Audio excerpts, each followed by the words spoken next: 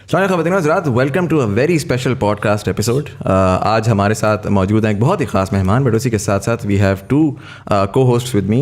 पाकिस्तान के जिन्होंने Pakistani podcast start की, the Pioneer of podcast in Pakistan, Junaid अकरम मेरे साथ मौजूद हैं एज अ को होस्ट. एंड उसी के साथ साथ तला अहद, who is the founder of पाकिस्तान's largest and first digital first news network. और इसके साथ साथ I like to introduce the guest हमारे साथ आज मौजूद हैं for the first time in the history of Pakistan. Pakistan के former prime minister Imran Khan साहब. Sir, thank you so much for being part of the show. मैं चाहूँगा कि जुनैद भाई आप स्टार्ट करें विद क्वेश्चन. सलाम खान साहब, thank you so much for the opportunity. Khan साहब, हम ट्रेडिशनल सवालों पे तो आएंगे, लेकिन I am gonna start with something जो कि मैंने कभी किसी इंटरव्यू में नहीं देखा किसी ने आपसे पूछा हो, and it's something very close to my heart. I mean, you are a man of strong nerves. आपने माशाल्लाह स्पोर्ट्स में इतने साल दिए, फिर आपकी अपनी 25 साल की जद्दोजहद है political. We've seen you and people idolize you for your strength, but at the end of the day you're a human being, and जो भी recent developments हुए हैं, it must have disappointed you in some way or the other. How are you feeling emotionally about this?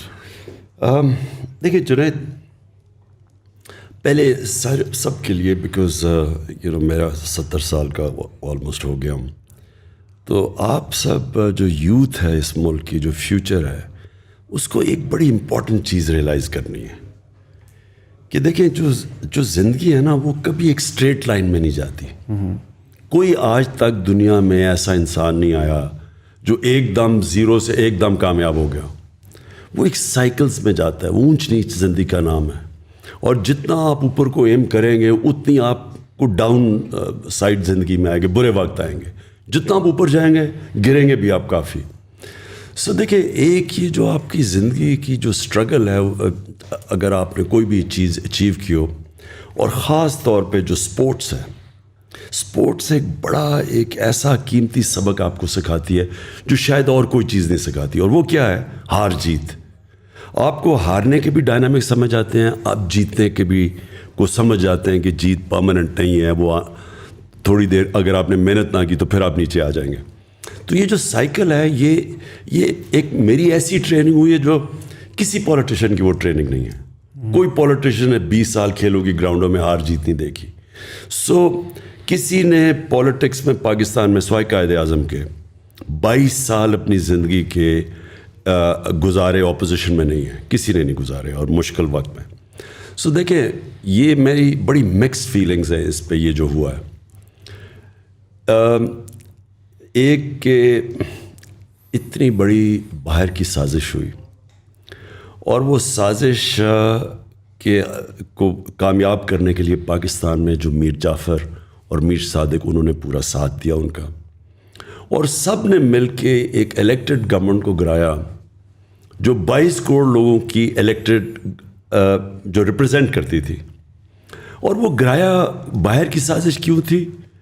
हमारी क्या कसूर था कि हम एक इंडिपेंडेंट फॉरेन पॉलिसी चलाना चाहते थे. देखिए, इंडिपेंडेंट का मतलब एंटी अमेरिकन नहीं है. मैं कभी भी, बल्कि मैं तो एंटी इंडियन भी नहीं हूँ. मैं तो बीजेपी और आरएसएस की जो रेसिस्ट पॉलिसी और जो कश्मीर में उन्होंने किया है उसके ख़िलाफ़ हूँ. लेकिन इंडिया में हर किस्म की सोच है. मेरी दोस्तियाँ भी बड़ी हैं. अमेरिका भी वैसा ही है. ट्रंप की एडमिनिस्ट्रेशन से मेरे बड़े अच्छे ताल्लुकात थे. बिल्कुल. लेकिन ये जो इन्होंने किया है, सिर्फ इन्होंने इसलिए किया कि मैं वो पॉलिसीज़ चाहता हूँ कि हमारी दोस्ती भी अमेरिका से रहे, लेकिन जो हमारे लोगों के मफादात है, हमारे जो इंटरेस्ट है, उनको कॉम्प्रोमाइज़ ना करूँ. मेरी नंबर 1 प्रायोरिटी 22 करोड़ पाकिस्तानी है. वो ये चाहते थे कि हम रूस की ट्रिप भी कैंसिल करें, रूस के साथ कोई हम ट्रेड भी ना करें, चाइना के साथ अपने कॉन्टैक्ट्स लिमिट करें अपनी रिलेशनशिप, और फिर यहाँ बेसिस भी वो मांग रहे हैं.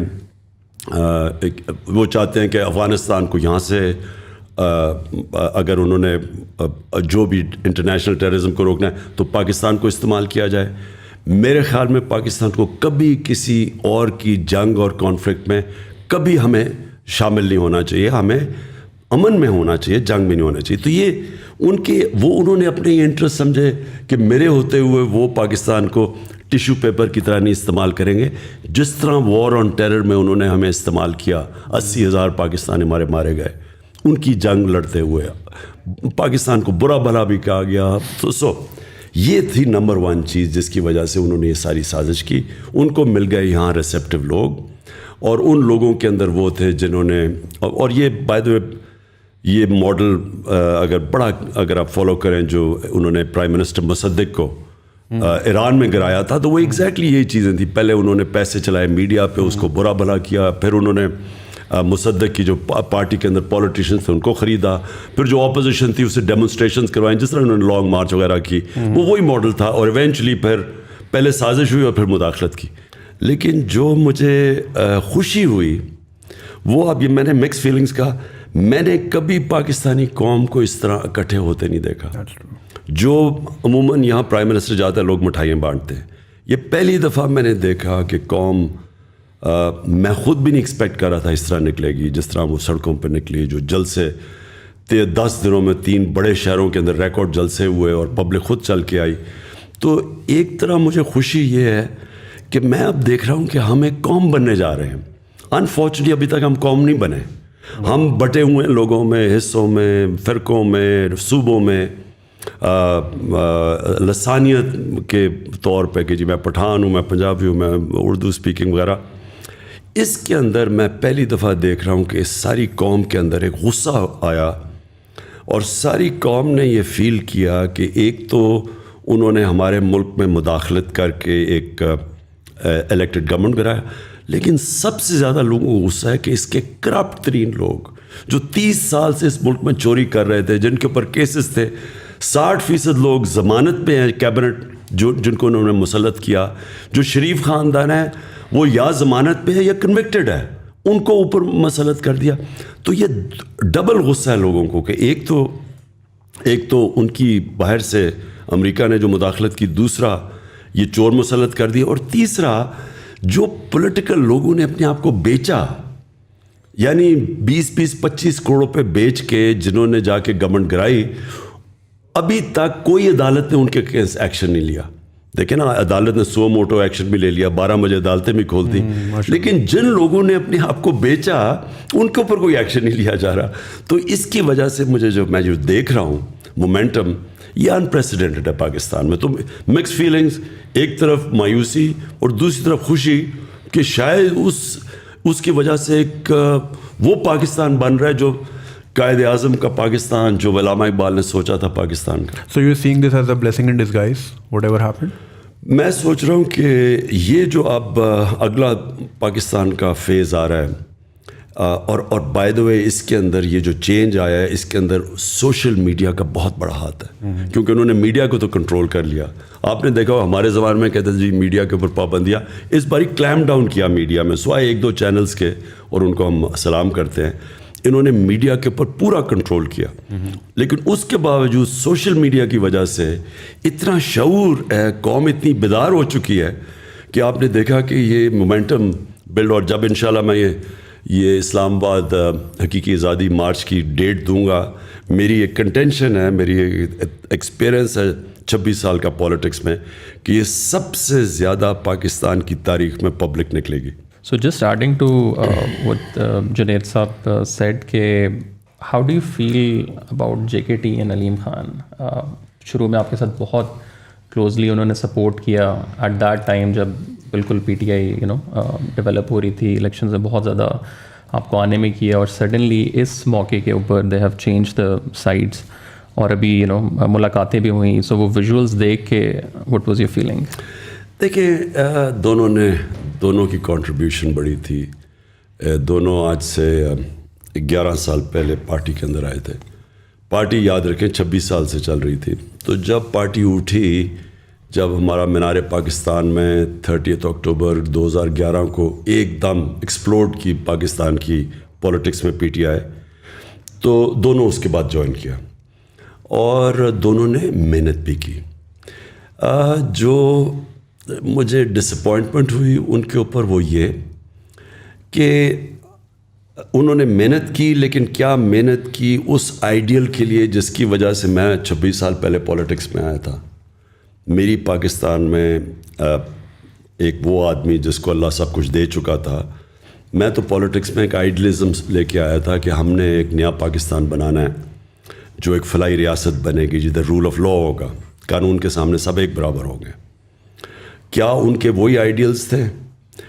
اور انفارچونیٹلی میں سمجھتا ہوں کہ ان کا اور مقصد تھا وہ پاور میں آنے کا, وہ ان کا وہ آئیڈیل نہیں تھا جو میرا تھا. میرے خیال میں وہ پاور میں وہ, اور وہ پھر واضح بھی ہو گیا کیونکہ اگر ان کا وہ آئیڈیل ہوتا تو وہ آج ان لوگوں کے ساتھ نہ کھڑے ہوتے جن کو میں 26 سال سے کہہ رہا ہوں کہ ملک کے سب سے بڑے ڈاکو ہیں. میں تو بلکہ چوروں کی وجہ سے تو آیا تھا پالیٹکس میں.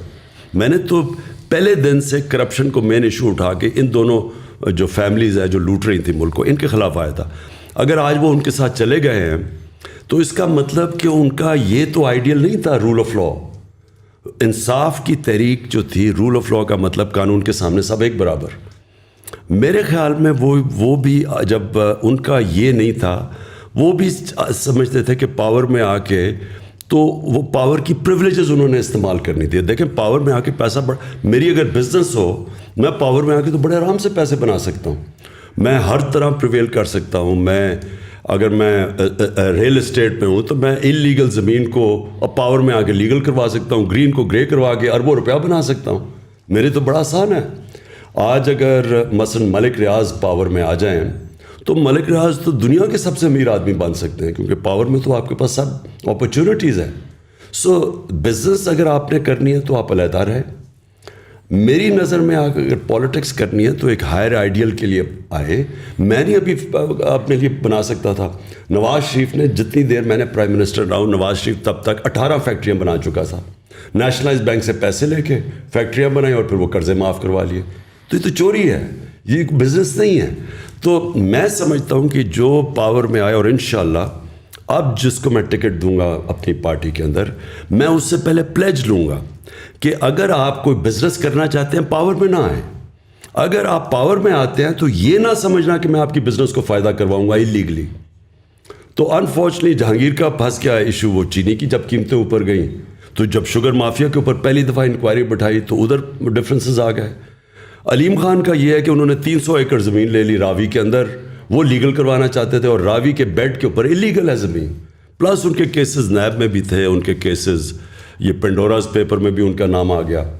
تو وہ میرے خیال میں وہ میرے سے ایکسپیکٹ کرتے تھے کہ جب میں, کیونکہ ہم پاور میں ہیں تو ہم وہی چیزیں کریں جو نواز شریف اور یہ زرداری کرتے آئے ہیں کہ پاور میں آ کے سارے غلط کام جائز کروا دیں. تو ڈفرینسز ادھر سے ہوئے ہیں اور اب وہ جدھر چلے گئے ہیں کلیئرلی یہ ہے کہ ان کے لیے کرپشن کوئی ایشو نہیں ہے. تھوڑا سا میں اس کا اگر زوم ان کروں, ظاہر آپ نے ایک بڑے لیول پہ تو آپ نے کہا کہ دیر از اے فارن کنسپریسی, اور ایک یہ کہ باہر کی سازش ہے جس کے اندر جو ہے وہ دوسرے ملک ملوث ہیں. اگر میں لیکن تھوڑا زوم ان کروں پالیٹیشنس کو, چلے آئی انڈرسٹینڈ آپ کی پالیٹکس بھی یہ رہی ہے کہ politicians have been corrupt in Pakistan and it's easily believable as well. But then we saw کہ انسٹیٹیوشنس میں بہت ساری چیزیں ہوئی. ہم نے دیکھا رات کو عدالت بھی کھلی, ہم نے اور بہت ساری چیزیں دیکھی. ہم ٹویٹر پہ جاتے ہیں تو people are very aggressive towards institutions these days. آپ کا اس کے بارے میں اگر میں تھوڑا سا آپ سے پوچھوں کہ زوم ان کر کے how do you feel about the judiciary and the establishment جو کنونشنل اسٹیٹس کو کنسیڈر ہوتی ہے؟ دیکھیں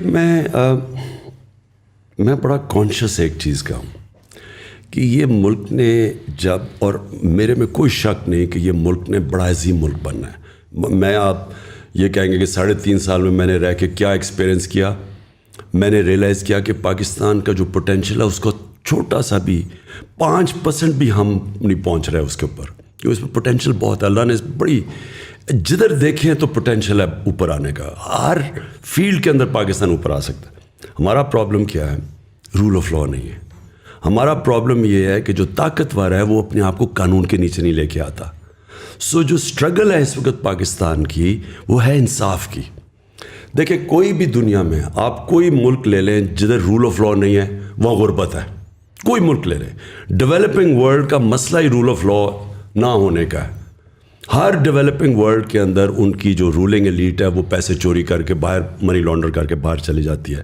جو فیکٹ آئی پینل کی رپورٹ ہے, سیکرٹری جنرل UN کے نیچے جو پینل بیٹھی تھی, $1.7 ٹریلین ہر سال, 1700 ارب روپیہ ہر سال غریب ملکوں سے چوری ہو کے, منی لانڈر ہو کے ویسٹرن کیپٹلز میں مے فیئر ٹائپ فلیٹس کے اندر آف شور اکاؤنٹس میں چلے جاتے ہیں. غریب ملک غریب ہوتے جا رہے ہیں, امیر امیر ہوتے جا رہے ہیں, کیونکہ وہ یہ پیسہ ادھر جب جاتا ہے ان کو تو نوکریاں وہاں ملتی ہیں, فائدہ ہوتا ہے. ہمارے ملک جدھر سے چوری ہو رہا ہے پیسہ وہ غریب ہو جاتا ہے. تو پرابلم کیا ہے, ہمارے پاس وہ انصاف کا نظام نہیں ہے جو طاقتور ڈاکو کو پکڑ سکے, وہ صرف کمزوروں کو پکڑتا ہے. اور اس لیے ہمارے نبی صلی اللہ علیہ وسلم نے اس لیے انہوں نے یہ کہا تھا کہ جب ایک پریویلیج عورت تھی, قریش کی عورت, انہوں نے کہا جی اس کو سزا نہ دیں, تو انہوں نے تب کہا تھا, کیونکہ یہ تو جب قریش کی عورت ہے, اس نے جب چوری کی تھی, انہوں نے کہا کہ قوم تب تباہ ہوتی ہے جب چھوٹے چور کو آپ جیل میں ڈالیں اور طاقتور کو آپ NRO دے دیں, یعنی آپ چھوڑ دیں. یہ انہوں نے تب کہا تھا. آج ساری ڈیولپنگ ورلڈ کے اندر ایشو یہ ایک ہے کہ وہ طاقتور وائٹ کالر کرمنل کو نہیں پکڑ سکتے. ان کا جو سٹرکچر سارا بن گیا ہے, وہ یا پیسے ہوتے ہیں, پاورفل ہوتے ہیں, بچ جاتے ہیں. ابھی ساؤتھ افریقہ میں انہوں نے ایکس پریزیڈنٹ کو پکڑنے کی کوشش کی, وہاں جناب اس نے لوگ سڑکوں پر لگائے, کوئی 1200 لوگ مر گئے, وہ باہر پھر رہا ہے. تو جرت ان میں مورل اتھارٹی نہیں ہوتی طاقتور کو پکڑنے کی. تو ہمارا ایشو کیا ہے, میں یہ چاہتا ہوں کہ ہمارے جو ادارے ہیں وہ جب تک ان کے اندر یہ چیز نہیں آئے گی, مشنز ان کی جب تک ان کے اندر یہ جہاد کا جذبہ نہیں آئے گا کہ طاقتور کو جیل میں ڈالیں, ان کو جب پکڑیں. یہ ایشو یہ ہے پاکستان کا. ہمارے جو بڑے انسٹیٹیوشن جو کر سکتے ہیں, میں نے 3.5 سال میں کیا دیکھا. اب ہم کیا کہ عدلیہ آزاد ہے, ہم تو کچھ نہیں کر سکتے تھے. نیب آزاد ہے, نیب ہمارے کنٹرول میں نہیں تھی. تو ہم کیا کرتے تھے, اب یہ شہباز شریف کا اوپن اینڈ شٹ کے ساتھ 16 ارب روپیہ پکڑا گیا ہے اس کے نوکروں کے نام پہ, جو FIA نے پکڑا. ہم وہ اس کو کنوکٹ ہی نہ کروا سکیں. یہ سال پہلے انگلینڈ میں ہوتا, ابھی تک 1.5 سال پہلے یہ جیل میں ہونا تھا. وہ کبھی اس کی کمر میں درد ہے, کبھی وہ بینچ ٹوٹ جاتا تھا, کبھی کچھ. ہمارا جو انصاف کا نظام تھا وہ پکڑتا ہی نہیں تھا اس کو. یہ ساروں کے جو کیس ہیں, ایک میں مزمل کمپلیٹ کر لوں. 95% جو کیسز ہیں نیب کے اندر وہ ہمارے زمانے کے پہلے سے ہیں. اس 3.5 سال میں وہ کنوکٹ نہیں ہو سکے. سو یہ آپ کو کیا چیز سامنے آتی ہے؟ سامنے ہی آتی ہے کہ ہمارے اداروں میں کیپبلٹی نہیں ہے اور ول نہیں ہے پکڑنے کی. اور انفارچونیٹلی ہمارے اداروں کے اندر وہ لوگ بیٹھے ہوئے ہیں جو اس کرپٹ سسٹم سے فائدہ اٹھاتے ہیں. سو ہمیں جو کوشش کرنی چاہیے, دیکھیں کوشش جو کرنی چاہیے کہ ان اداروں کے اندر پبلک کا پریشر آئے. دیکھیں عوام کا, میں صرف ایک پریشر ہے, آج عوام کا پریشر پڑا ہوا ہے. عوام کا پریشر آنا چاہیے ان اداروں کے اوپر کہ آپ نے یہ جو کرمنلز ہمارے اوپر بٹھا دیے ہیں, یہ آپ کی ذمہ داری ہے, اب ان کو پکڑیں. ہم نے شہری تو نہیں پکڑ سکتے نا ان کو.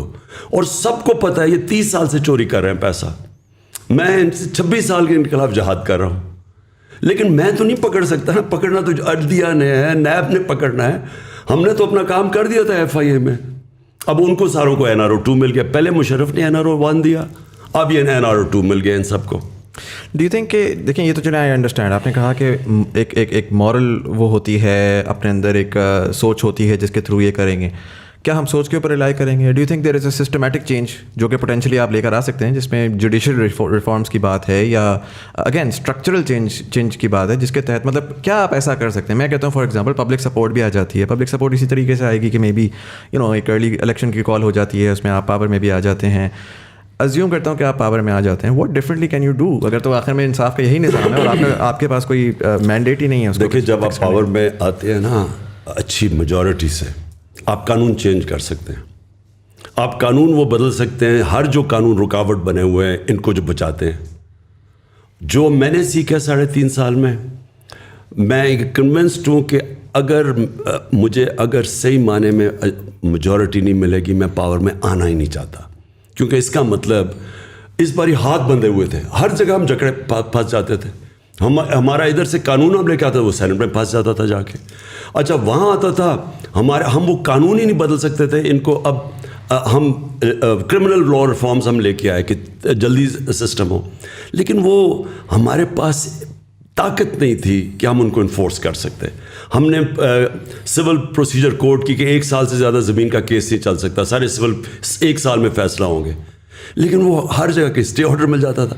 ریگولیٹرز, میں آپ کو مثال دیتا ہوں کتنی فرسٹریٹنگ تھی. اب ریگولیٹرز ہیں, ریگولیٹر کا مطلب اب یہ مثلا شوگر مافیا ہے, سیمنٹ کے اندر کارٹلز بنے ہوئے ہیں, بڑے بڑے کارٹلز بنے ہوئے ہیں, آئل مارکیٹنگ کمپنیز کے کارٹل ہیں, اور ان کو پروٹیکٹ کون کرتا ہے عوام کو ان کارٹل سے؟ Competition commission. کمپٹیشن کمیشن کا یہ حال تھا کہ 11 سالوں سے ان کے اندر اسٹے آرڈرز پھنسے ہوئے تھے. یعنی جو یہ بڑے کارٹلز تھے انہوں نے اسی کے ہاتھ باندھ دیے تھے کمپٹیشن کمیشن کے, تو وہ جا کے اسٹے آرڈر لے لیتے تھے. 800 اسٹے آرڈرز ہیں, 8 ہم نے ٹاپ ریگولیٹرز کے جن کا کام ہے عوام کی انٹرسٹ کو پروٹیکٹ کرنا. 8 ریگولیٹرز کے اوپر 800 اسٹے آرڈرز تھے, 250 ارب روپیہ پھنسا ہوا تھا ادھر, وہ فیصلے نہیں ہوتے تھے. تو یہ شوگر مافیا کے اوپر جب انکوائری کی ان کے اوپر, وہ سارے جا کے انہوں نے وہ پھنسے ہوئے ہیں, وہ عدالتوں میں کیس چل رہے ہیں. سو ہمیں جب تک آپ کے پاس پاور نہ ہو, آتے ساتھ ہی لیجسلیشن کریں, ٹائم لمٹ کریں, ان کو فورس کریں. اور پاور سے جب آپ کو یہ فکر نہیں ہوتی کہ آپ کی گورنمنٹ کو کوئی ٹاپل کر دے گا, جب پاور سے آتے ہیں تب آپ یہ ساری چیزیں کر سکتے ہیں. سو اس لیے میں نے یہ آپ کو کہا کہ انشاءاللہ اگر باری ملی تو پاور سے ملے تاکہ ہم یہ ساری چیزیں بڑے بڑے کارٹلز مافیاز کو ٹیک آن کر سکیں. اچھا خان صاحب, آپ نے obviously you have an I for talent, آپ کو پتہ ہے وسیم اکرم کو کب اوور دینا ہے, 1 ڈاؤن پہ کس کو بھیجنا ہے. سو آپ کے اندر ایک ہی چیز ہے, اوبیسلی وہ لیپس ہوا جب اب JKT صاحب اور علیم خان صاحب, آپ کے پاس ٹائم بھی کافی تھا to scrutinize, but obviously I mean human error is available, ہو جاتا ہے. اگر ابھی آپ ارلی الیکشن میں جاتے ہیں, so do you think you have enough time 3 مہینے میں کہ آپ اس طرح کے سچے اور کھرے لوگ بھی ڈھونڈ پائیں اور آپ کو پھر الیکٹیبلس کی طرف نہ جانا پڑے, کیونکہ پھر اس کے بعد آپ دوبارہ پھر ویسے ہی بلیک میل ہوں گے جس طرح ابھی اس بار ہوا. تو ڈو یو تھنک 3 مہینے کا time is enough to find those candidates اور پھر ان سے پلیج لینا یا ان کی اسکروٹنائز کرنا؟ دیکھیں, جو میں پھر سے کہتا ہوں, جو 3.5 سال آئی میری زندگی کا سب سے مشکل سال تھے, لیکن ان میں سب سے زیادہ میں نے زندگی میں سیکھا گورنمنٹ کی ورکنگ کیا ہے, بیوروکریسی میں پازیٹیو نیگیٹیوز کیا ہے, کیا ہمارا جو سب سے بڑا پرابلم ہے کہ کی منسٹریز کے اندر ہمارے پاس ایکسپرٹس نہیں ہیں, اور ایکسپرٹس جب تک آپ پہلے نہ لے کے آئے ہیں, جو سسٹم ایسا بنا ہوا ہے, ہم نے جب کوشش بھی کی کہ ایکسپرٹس لانے کی, وہ ایک پورا مافیا بیٹھا ہوا تھا اندر کی منسٹریز میں جو ان کو اندر ہی نہیں گھسنے دیتا تھا, وہ چھوڑ کے چلے جاتے تھے. پھر نیب کے پرابلمز ہو گئے, نیب کے اندر کئی انہوں نے ایسے کیسز کیا کہ وہ جو باہر سے اب جب اسپیشلسٹ لانا چاہتے تھے وہ ڈر کے ہی نہیں آتے تھے, کیونکہ نیب کے کیسز وہ بھی عجیب, وہ بھی ایک اور پرابلم تھا. یہ ساری چیزوں کی ہم نے اب دیکھا, تو ہمیں باہر سے کئی ایریاز میں کی منسٹریز میں ایکسپرٹس ابھی سے ہی ہم وہ ان کو ڈھونڈ رہے ہیں کہ ہم جب آئیں تو ہمارے پاس ایکسپرٹس ہوں. ہمارے پاس وہ ایکسپرٹیز نہیں ہے. IT جو ہے اب یہ کتنی بڑی چیز ہے, یہ اس کے اندر یعنی ہندوستان کی 140 ارب کی ایکسپورٹس ہیں, اور انہوں نے 1 ارب سے شروع ہوئے تھے 20 سال پہلے, آج 140 ہے. ہمارا ذرا ہم نے آ کے پہلی 75% انکریز ہماری IT ایکسپورٹس کے ہوئی ہیں ہمارے 2 سالوں میں, صرف ہم نے ریگولیشن. لیکن اس کے لیے بھی آپ کو ایکسپرٹس چاہیے. دنیا پاکستانی سلیکن ویلی میں ایسے پاکستانی ہیں جن سے ہماری بات چیت چل رہی ہے. سو دیرفور کئی منسٹریز میں آپ کو پروفیشنلز اور ایکسپرٹس باہر سے لانے پڑیں گے, اندر ایگزسٹ نہیں کرتے, نمبر 1. نمبر 2, اپنے اندر وہ لوگوں کو ہم ابھی سے سوچ رہے ہیں ٹکٹ, جو لوگوں کی کمٹمنٹ ہی نہیں ہے, صرف پاور میں آتے ہی صرف ذاتی مفادات کے لیے ہیں, ان کو تو ہم صفایا کریں گے. اب تو چاہے ہار بھی جائیں الیکشن, ان کو تو ہم نے ٹکٹس نہیں دینے. ٹکٹس دیں گے وہ لوگ جو کہ کمیٹڈ ہیں, جن کی کوئی آئیڈیلزم ہے, کم از کم کور ہمارے پاس ہو جو آئیڈیلسٹک ہے. وہ ہم نے ابھی بھی فیصلہ کیا کہ ہم نے ٹکٹس ان لوگوں کو دینے. اور سب سے بڑی بات یہ دیکھیں, جب آپ کے پاس, اور جو ہم نے چیزیں سیکھ لی ہیں پارلیمنٹری ڈیموکریسی میں, اگر آپ کے پاس میجورٹی نہیں ہے, صحیح میجورٹی, اور آپ آرام سے پارلیمنٹ کو نہیں چلا سکتے اور گورن نہیں کر سکتے, آپ کبھی بھی ریفارمز نہیں کر سکتے. جو ہمارے پاس ایک کولیشن گورنمنٹ اور تھوڑی سی اکثریت سے تھی, اس کا سب سے بڑا پرابلم یہ تھا کہ ہم ہر وقت ونربل تھے کہ گورنمنٹ چلے گی یا نہیں. ہر بجٹ کے اوپر ہمیں مصیبت پڑ جاتی تھی کہ جی نمبر پورے ہوں گے یا نہیں ہوں گے.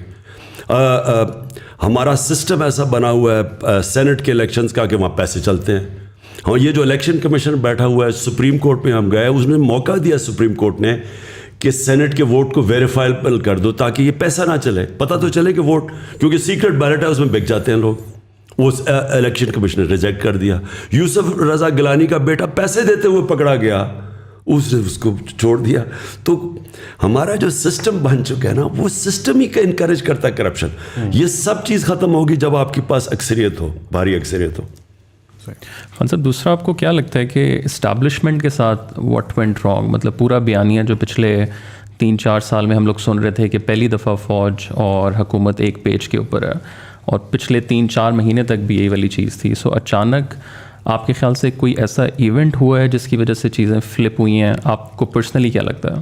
دیکھیں, ایک چیز کہا جاتا ہے کہ جی وہ جنرل فیض کے اوپر سارا کچھ کوئی بدمزگی ہوئی ہے. میں پہلے کلیئر کر دوں, یہ اور وہ سارا کہ جی آرمی چیف بنانا چاہتا ہے عمران خان جنرل فیض کو, یہ ادھر سے شروع ہوا. دیکھیں, یہ جو آرمی چیف نواز شریف اپنا بنانا چاہتا تھا اور اس نے بنائے بھی, اور پھر آپ کو سب کو پتہ ہے کہ کیا ہوا, اس نے آرمی چیف سیک بھی کیا, اس نے پھر وہ جنرل مشرف کا, وہ جنرل ضیاء کا, اس نے اس کو اپوائنٹ کر دیا, پھر وہ کو ہو گیا. یعنی یہ جنرل پہلے نواز شریف کا مسئلہ کیا تھا, کیوں وہ سارا وقت اس کی آرمی چیف سے لڑائی رہتی تھی؟ کیونکہ وہ آرمی کو کنٹرول کرنا چاہتا تھا, وہ آرمی کو پنجاب پولیس بنانا چاہتا تھا. وہ کیوں بنانا چاہتا تھا؟ کیونکہ اس نے سارے پاکستان کے اداروں کو کنٹرول کر لیا تھا.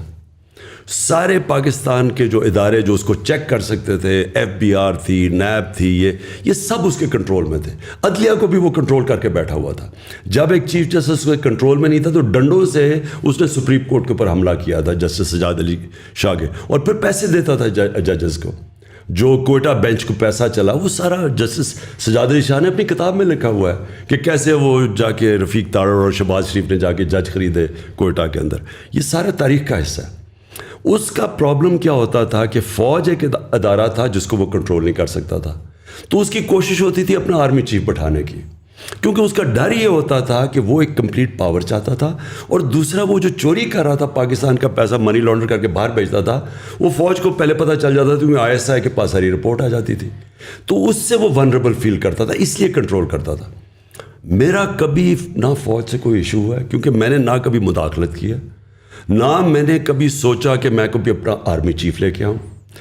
یہ میرا ہمیشہ فوج کا کہ میں یہ سمجھتا تھا کہ فوج کے ادارے کو مضبوط ہونا چاہیے.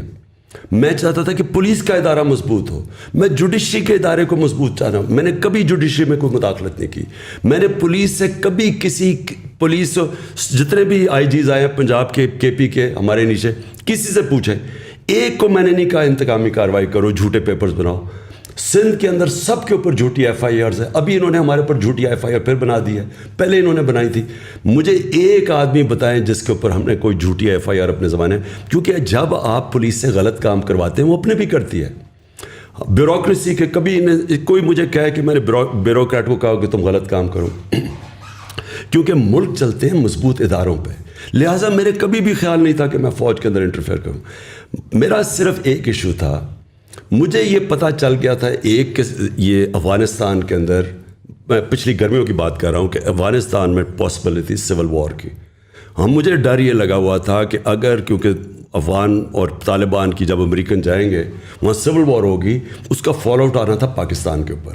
فال آؤٹ پھر بھی آیا, ہمارے کئی فوجی پتہ نہیں کتنے شہید ہوئے ہیں جب سے جو آزاد ہوا افغانستان. تو میں چاہتا تھا کہ اس وقت جو ہمارے ISI کا چیف تھا وہ 5 سال سے تھا, میں چاہتا تھا کہ یہ سردیوں میں جو سب سے ہمارا مشکل ٹائم ہے اس کو ہونا چاہیے. سیکنڈلی مجھے پتہ چل گیا تھا یہ پوری انٹریگ کر رہے ہیں نون لیگ والے, اور یہ ان کی پوری کوشش تھی یہ ساری سردیوں میں یہ جو انہوں نے کیا ہے. یہ پچھلی مجھے جولائی سے پتہ چلنا شروع ہو گیا تھا کہ انہوں نے پورا پلان بنایا ہوا گورنمنٹ کرانے کا. تو میں نہیں چاہتا تھا کہ ہمارا جو انٹیلیجنس چیف چینج ہو جب تک یہ سردیاں نہ نکلے. میں نے تو اپنی کیبنٹ میں تو یہ اوپنلی کہا تھا, یہ چھپی بات نہیں ہے. میں اوپنلی یہ کہہ رہا تھا کہ جب مشکل وقت ہے تو آپ اپنا مین جو آپ کا انٹیلیجنس چیف ہے اس کو چینج نہیں کرتے, کیونکہ اسی وہ آئیز اور ایئرز ہے گورنمنٹ کی. تو یہاں یہ چلا گیا, یہ تاثر یہ دیا جا رہا ہے کہ میں وہ اس لیے اسے رکھ رہا تھا, میں جنرل فیض کو آرمی چیف بنانا چاہتا تھا. میں نے آج تک, مجھے یہ قوم جانتی ہے 40 سال سے, جب میں کرکٹ کیپٹن تھا, کرکٹ کیپٹن سے پہلے بھی جانتے.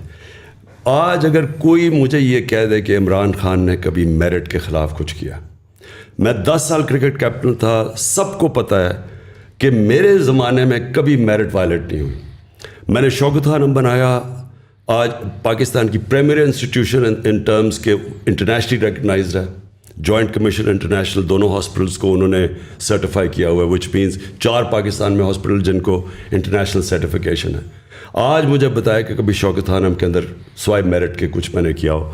نمل یونیورسٹی میں نے بنائی, اس کے اندر سارا میرٹ ہے, کوئی میرے رشتہ دار ان کو نہیں لے کے آیا, میرٹ پہ جو آتا ہے.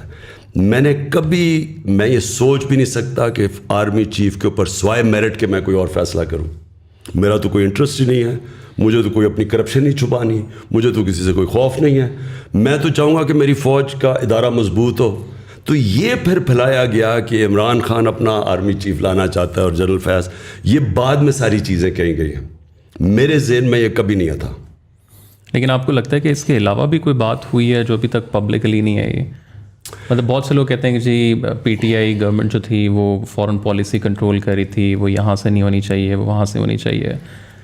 دیکھیں, میں نے تو جب سے آج سے چھوڑے 26 سال پہلے جب میں پولیٹکس شروع کیا ہے, تو میں نے تو کبھی اپنی جو میری اسٹیٹڈ ایم تھا فارن پالیسی کا, اس سے کبھی میں پیچھے نہیں ہٹا. میرا ہمیشہ یہ تھا کہ پاکستان ایک خوددار قوم ہے, لا الہ الا اللہ کا اس کا نعرہ ہے, یہ کبھی اس کو کسی قوم کے سامنے جھکنا اور غلامی نہیں کرنی چاہیے. آپ میرے 26 سال پہلے ساری اسٹیٹمنٹس پڑھ لیں. میں نے 26 سال پہلے کہا تھا کہ میں نہ کبھی کسی کے سامنے جھکاؤں, نہ کبھی قوم کو جھکنے. 26 سال سے میں ایک ہی چیز کہہ رہا تھا. میں نے وار آن ٹیرر کو سارا وقت اپوز کیا, کیونکہ ہم کسی کی جنگ لڑ رہے تھے. میں اکیلا آدمی تھا جو ساری جگہ اس کے خلاف. امریکہ میں جا کے میں نے کہا, ایشین سوسائٹی میں جو امریکہ کیا, اس کے اندر تھنک ٹینکس میں نے جا کے ایک ہی بات کی کہ یہ پاکستان کی جنگ نہیں تھی, ہم نے اپنی قربانی دی ہے. ہمیں امریکہ کی جنگ کے اندر ہم نے اپنے ملک کو قربان کیا ہے, لوگوں کو 80,000 اپنے لوگ قربان کیے. ملک کے کوئی نہیں بات کرتا قبائلی علاقہ کے لوگوں سے کیا گزرا ہے, سارا قبائلی علاقہ ہم نے ڈیوسٹیٹ کیا.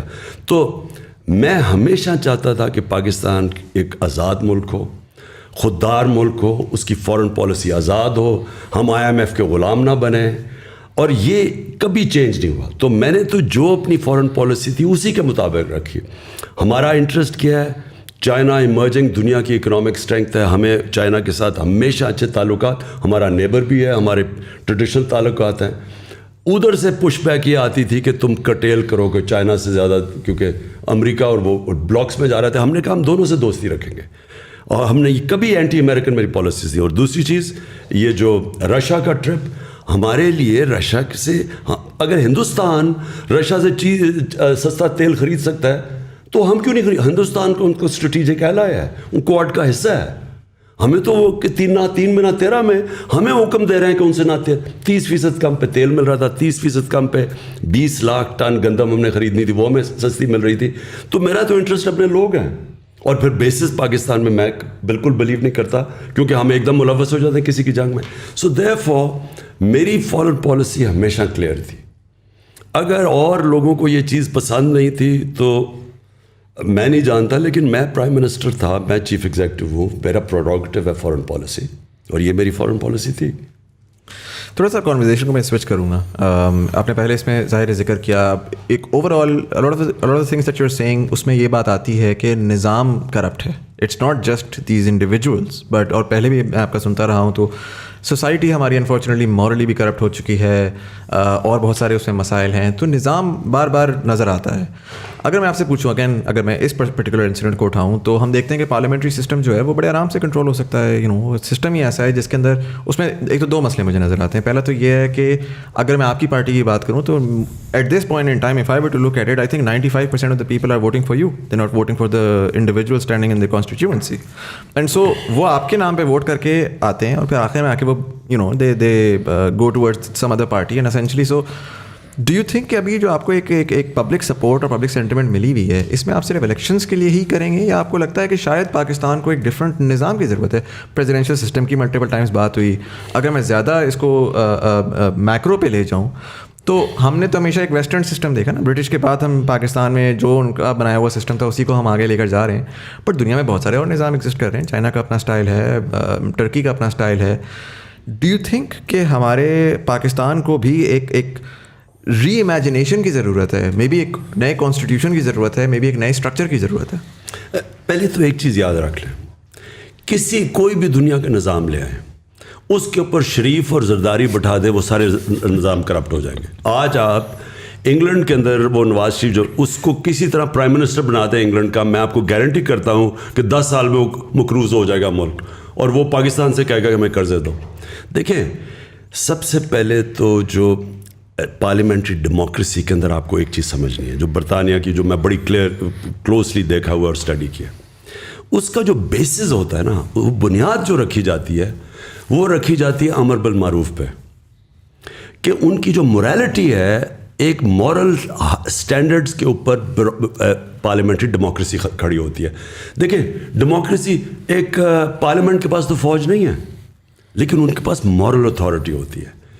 جس وقت آپ کی ڈیموکریسی میں مورل اسٹرینگتھ چلی جاتی ہے, اس وقت ہمارے ملک میں ہمیشہ فوج آتی ہے اور لوگ مٹھائیاں بانٹتے ہیں, کیونکہ جب وہ کھو بیٹھتے ہیں نا اپنی اخلاقی جواز, کیونکہ ڈیموکریسی چلتی اخلاقیات کے اوپر ہے. کیوں یہ پہلی دفعہ ہوا ہے کہ ایک دفعہ ایک گورنمنٹ کو گرایا گیا اور لوگ سڑکوں پہ آ گئے؟ کیونکہ ہماری گورنمنٹ نے اخلاقی جواز نہیں کھویا تھا. عمران خان کوئی کرپشن نہیں کر رہا تھا, ہم کوئی یہاں سے پیسے چوری کر کے باہر نہیں لے کے جا رہے تھے. اس لیے لوگوں کو ایک غصہ آیا کہ باہر کی مداخلت, اور اندر سے میر جعفروں نے گرا دی, اس لیے پبلک نکلی. تو نمبر 1 ایک چیز پلیز یہ یاد رکھ لیں کہ ویسٹ منسٹر ڈیموکریسی اس لیے چلتی ہے کہ وہاں تصور ہارس ٹریڈنگ کا نہیں ہے. کوئی سوچ ہی نہیں سکتا کہ وہ اپنی ووٹ بیچے گا. ان کی مورل سٹینڈرڈ اتنی ہائی ہیں. وہاں ایک ایکسپینسز کا کیس چلا تھا برٹش پارلیمنٹ میں, 4-5 ہزار پاؤنڈ کے اوپر 8-8 10 لاکھ روپے کے ایکسٹرا ایکسپینسز پہ 3 سال کی پارلیمنٹرینز کو جیل دی. اور جج جب جیل میں کہہ رہا تھا تو اس نے کہا کہ میں تمہیں اس لیے جیل رہا ہوں کیونکہ تم پارلیمنٹ پبلک ریپرزینٹیٹیوز ہو, تمہارا جو مورل سٹینڈرڈ ہے وہ عوام سے زیادہ اوپر ہے. تو اس نے ان کو 3 سال کی جیل ڈال دی. سب سے پہلے یہ یاد رکھیں کہ جو ہمارا ظلم ہوا ہے نا, ہمارا سارا سسٹم ہے, ہمارے اوپر جب کرمنلز آ کے بیٹھ گئے, انہوں نے سارے سسٹم کو پہلے تو ڈسٹروائے کیا. کیونکہ میں کیسے چوری کروں گا اگر نیب انڈیپینڈنٹ فنکشن کر رہی ہے, اگر F B R independent, FIA قانون کے مطابق چل رہی ہے, میں نہیں کر سکتا. تو مجھے پہلے ان کو اپنے لوگ بٹھا کے ان کو ختم کرنا. اب یہ FIA کو ختم کر رہا ہے نا, 16 ارب کے کیسز ہیں شہباز شریف کے اوپر. آتے ساتھ ہی جو لوگ انویسٹیگیٹر سب کو فارغ کر کے اپنے لوگ اوپر آ کے بٹھا دیے, اب اپنے کیسز صاف کرے گا. اب FIA اس کے بعد کیا کرے گی؟ FIA کی ساری جتنی FIA کی کمپٹنس کریڈیبلٹی ختم ہو جائے گی. اب FIA ایک ٹول بن جائے گا لوگوں کے اوپر جھوٹے کیسز کرنے کا, جو کر رہے ہیں اب ہمارے اوپر. تو نمبر 1 پلیز ایک چیز یہ دیکھیں, قوم میں جو لوگوں کو اس وقت نکالوں گا انشاءاللہ, لوگوں کو میں نے ایک چیز بتانی ہے. جو مدینہ کی ریاست کی بنیاد رکھی گئی تھی ہمارے نبی صلی اللہ علیہ وسلم میں, وہ امر بالمعروف پہ تھے. قوم کو حکم دیا تھا کہ تم نے کھڑا ہونا ہے رائے حق پہ اچھائی کے ساتھ, اور ساری قوم کو حکم دیا تھا تم نے سب نے مل کے برائی کو کنڈیم کرنا ہے. یہ آج آپ اسکینڈینیویا میں چلے جائیں, آج آپ سوئٹزرلینڈ میں چلے جائیں, سوئٹزرلینڈ میں یہ حال ہے کہ آج آپ سڑک پہ چلتے چلتے کاغذ پھینک دینا سڑک پہ, جو شہری ہوگا وہ آ کے کہے گا کہ آپ نے یہ کیا کیا. شہری آپ کے اوپر کہیں گے کہ آپ نے غلط کام کیا ہے. یہ امر بالمعروف تھا, یہ مدینہ کی ریاست اس پہ کھڑی ہوئی تھی. ہمارے ادارے کہتے ہیں کہ جناب ہم نیوٹرل ہیں. نیوٹرل کی اللہ نے اجازت ہی نہیں دی کسی کو. آپ یا حق کے ساتھ کھڑے ہیں یا باطل کے ساتھ کھڑے ہیں, آپ نیوٹرل نہیں ہو سکتے. تو یہ کہنا, آپ دیکھ رہے ہیں بڑے بڑے ڈاکو آ کے اوپر بیٹھ گئے ہیں اور کہ جی میں تو نیوٹرل ہوں. نیوٹرل انسان کو اللہ نے اجازت نہیں دی. آپ جب اگر آپ حق اور باطل کی جنگ میں آپ نیوٹرل ہو جائیں, اس کا مطلب آپ باطل کا ساتھ دے رہے ہیں. اس پہ اگر میں جو پرٹیکولرلی لاسٹ بات ہے آپ کی, کہ اگر آپ ادارے نیوٹرل ہیں, نظام کرپٹ ہے, اوپر آ کے یہ دوسری ایک گورنمنٹ ہے, آپ کہہ رہے ہیں کہ وہ آ کے اپنے بندے بیٹھا رہے ہیں, ECP کے چیئرمین آپ کہہ رہے ہیں کہ جی اینٹی PTI ہیں. یعنی ECP کا جو الیکشن کمیشن کا جو چیئرمین ہے, یہ اس سے زیادہ بائسڈ آدمی آیا ہی نہیں ہے پاکستان میں. اس سے سب سے بڑی بات میں آپ کو بتاؤں, جب عدالت کے اندر انہوں نے اس نے جا کے اسٹیٹمنٹ دی 7 مہینے سے پہلے میں الیکشن نہیں کروا سکتا, عدالت کو اس دن اس کو فارغ کر دینا چاہیے تھا. کانسٹیٹیوشن کے اندر لکھا ہوا ہے کہ 3 مہینے میں الیکشن کمیشن نے الیکشن کروانے کی تیاری رکھنی چاہیے. 90 ڈیز سے زیادہ اگر گورنمنٹ آج جاتی ہے تو 90 ڈیز میں آپ کو الیکشن کروانا ہے. یہ کس منہ سے کہہ رہا تھا مجھے 7 مہینے دو؟ اس کا مطلب کہ یہ کمپٹنٹ, اس کو اس دن سیک کر دینا چاہیے تھا. اس نے اس لیے کیا کیونکہ اس نے یہ گورنمنٹ کا موقف جو تھا شہباز شریف وغیرہ کا کہ جناب ابھی الیکشن نہیں ہونے چاہیے, تو اس نے ان کا ساتھ دیا ہے. نہیں but so my question is کہ میں کہتا ہوں ٹھیک ہے ای سی پی یا الیکشن کمیشن کے چیئرمین جو ہیں وہ بھی بائسڈ ہیں, آپ کے جو ہیں وہ ادارے بھی نیوٹرل ہیں, پبلک سپورٹ ہے undoubtedly, and we've seen that in جلساز throughout Pakistan as well, and social media کا بڑا ایویڈنٹ ہے. What makes you so sure کہ آنے والی الیکشن جو ہے وہ آپ you even have a fighting chance then, because lot of your supporters are just like یار فائدہ ہی نہیں ہے, یہ تو ٹائمز آیا ہے, یہ تو ٹھیک ہے ہم ساری اپنی نوائز نکال لیں گے, لیکن at the end of the day جب پورا نظام اگر کرپٹ ہے تو is it even worth fighting for? نظام میں انسان بیٹھے ہوئے ہیں, وہ سارے انسانوں کے گھروں میں بیوی بچے ہیں, وہ سارا اس وقت جو بیوی بچے ہیں وہ سارے کھڑے ہو گئے ہمارے ساتھ آ کے. یہ جو پبلک ہے ان کے اندر اس طرح اتنا بڑا چینج آیا ہے کہ کوئی بھی نہیں ایکسپیکٹ کر رہا تھا. جو سازش کر رہے تھے وہ یہ ایکسپیکٹ ہی نہیں کر رہا تھا کہ اس طرح پبلک سڑکوں پہ کھڑی ہو جائے گی. انہوں نے تو سوچا تھا مٹھائی بانٹنے کی. انہوں نے کیا انہوں نے ایک کیریکٹر اسیسینیشن پوری کیمپین تیار کی. انہوں نے کرنا کیا تھا, انہوں نے کہنا تھا جیسے اس کو ہٹانا ہے, پہلے تو لوگوں نے کہنا ہے کہ اتنا ان پاپولر ہو گیا کیونکہ انہوں نے میڈیا پہ پوری کیمپین چلائی ہوئی تھی. مصدق کے اگینسٹ پہلے میڈیا پہ کیمپین چلی تھی, پیسے CIA نے پیسے خرچ کر کے کیمپین چلائی تھی. اور جب وہ کیمپین چل پڑی, پھر جب اس کو ہٹانا تھا تو لوگوں نے خوش ہونا تھا, اور پھر اس کی باقاعدہ کیریکٹر اسیسینیشن کرنی تھی جو انہوں نے تیار کی ہوئی ہے کیمپین. یہ ایکسپیکٹ ہی نہیں کر رہے تھے کہ پبلک اس طرح کھڑی ہو جائے گی. تو یہ خود شوق میں, اور یہ بھی نہیں ایکسپیکٹ کر رہے تھے کہ اداروں کے اندر لوگ سارے ہمارے ساتھ کھڑے ہو گئے ہیں. اس وقت اداروں کے اندر ان کے فیملیز سارے آج کھڑے ہیں. میں کیوں سمجھتا ہوں کہ اس وقت جو چینج آئے گا, یہ میں پہلی دفعہ اپنے 26 سال کی پالیٹکس میں, بلکہ اپنی زندگی میں نے کبھی اتنا بڑا چینج جو اب آ رہا ہے میں نے کبھی ایسا نہیں دیکھا.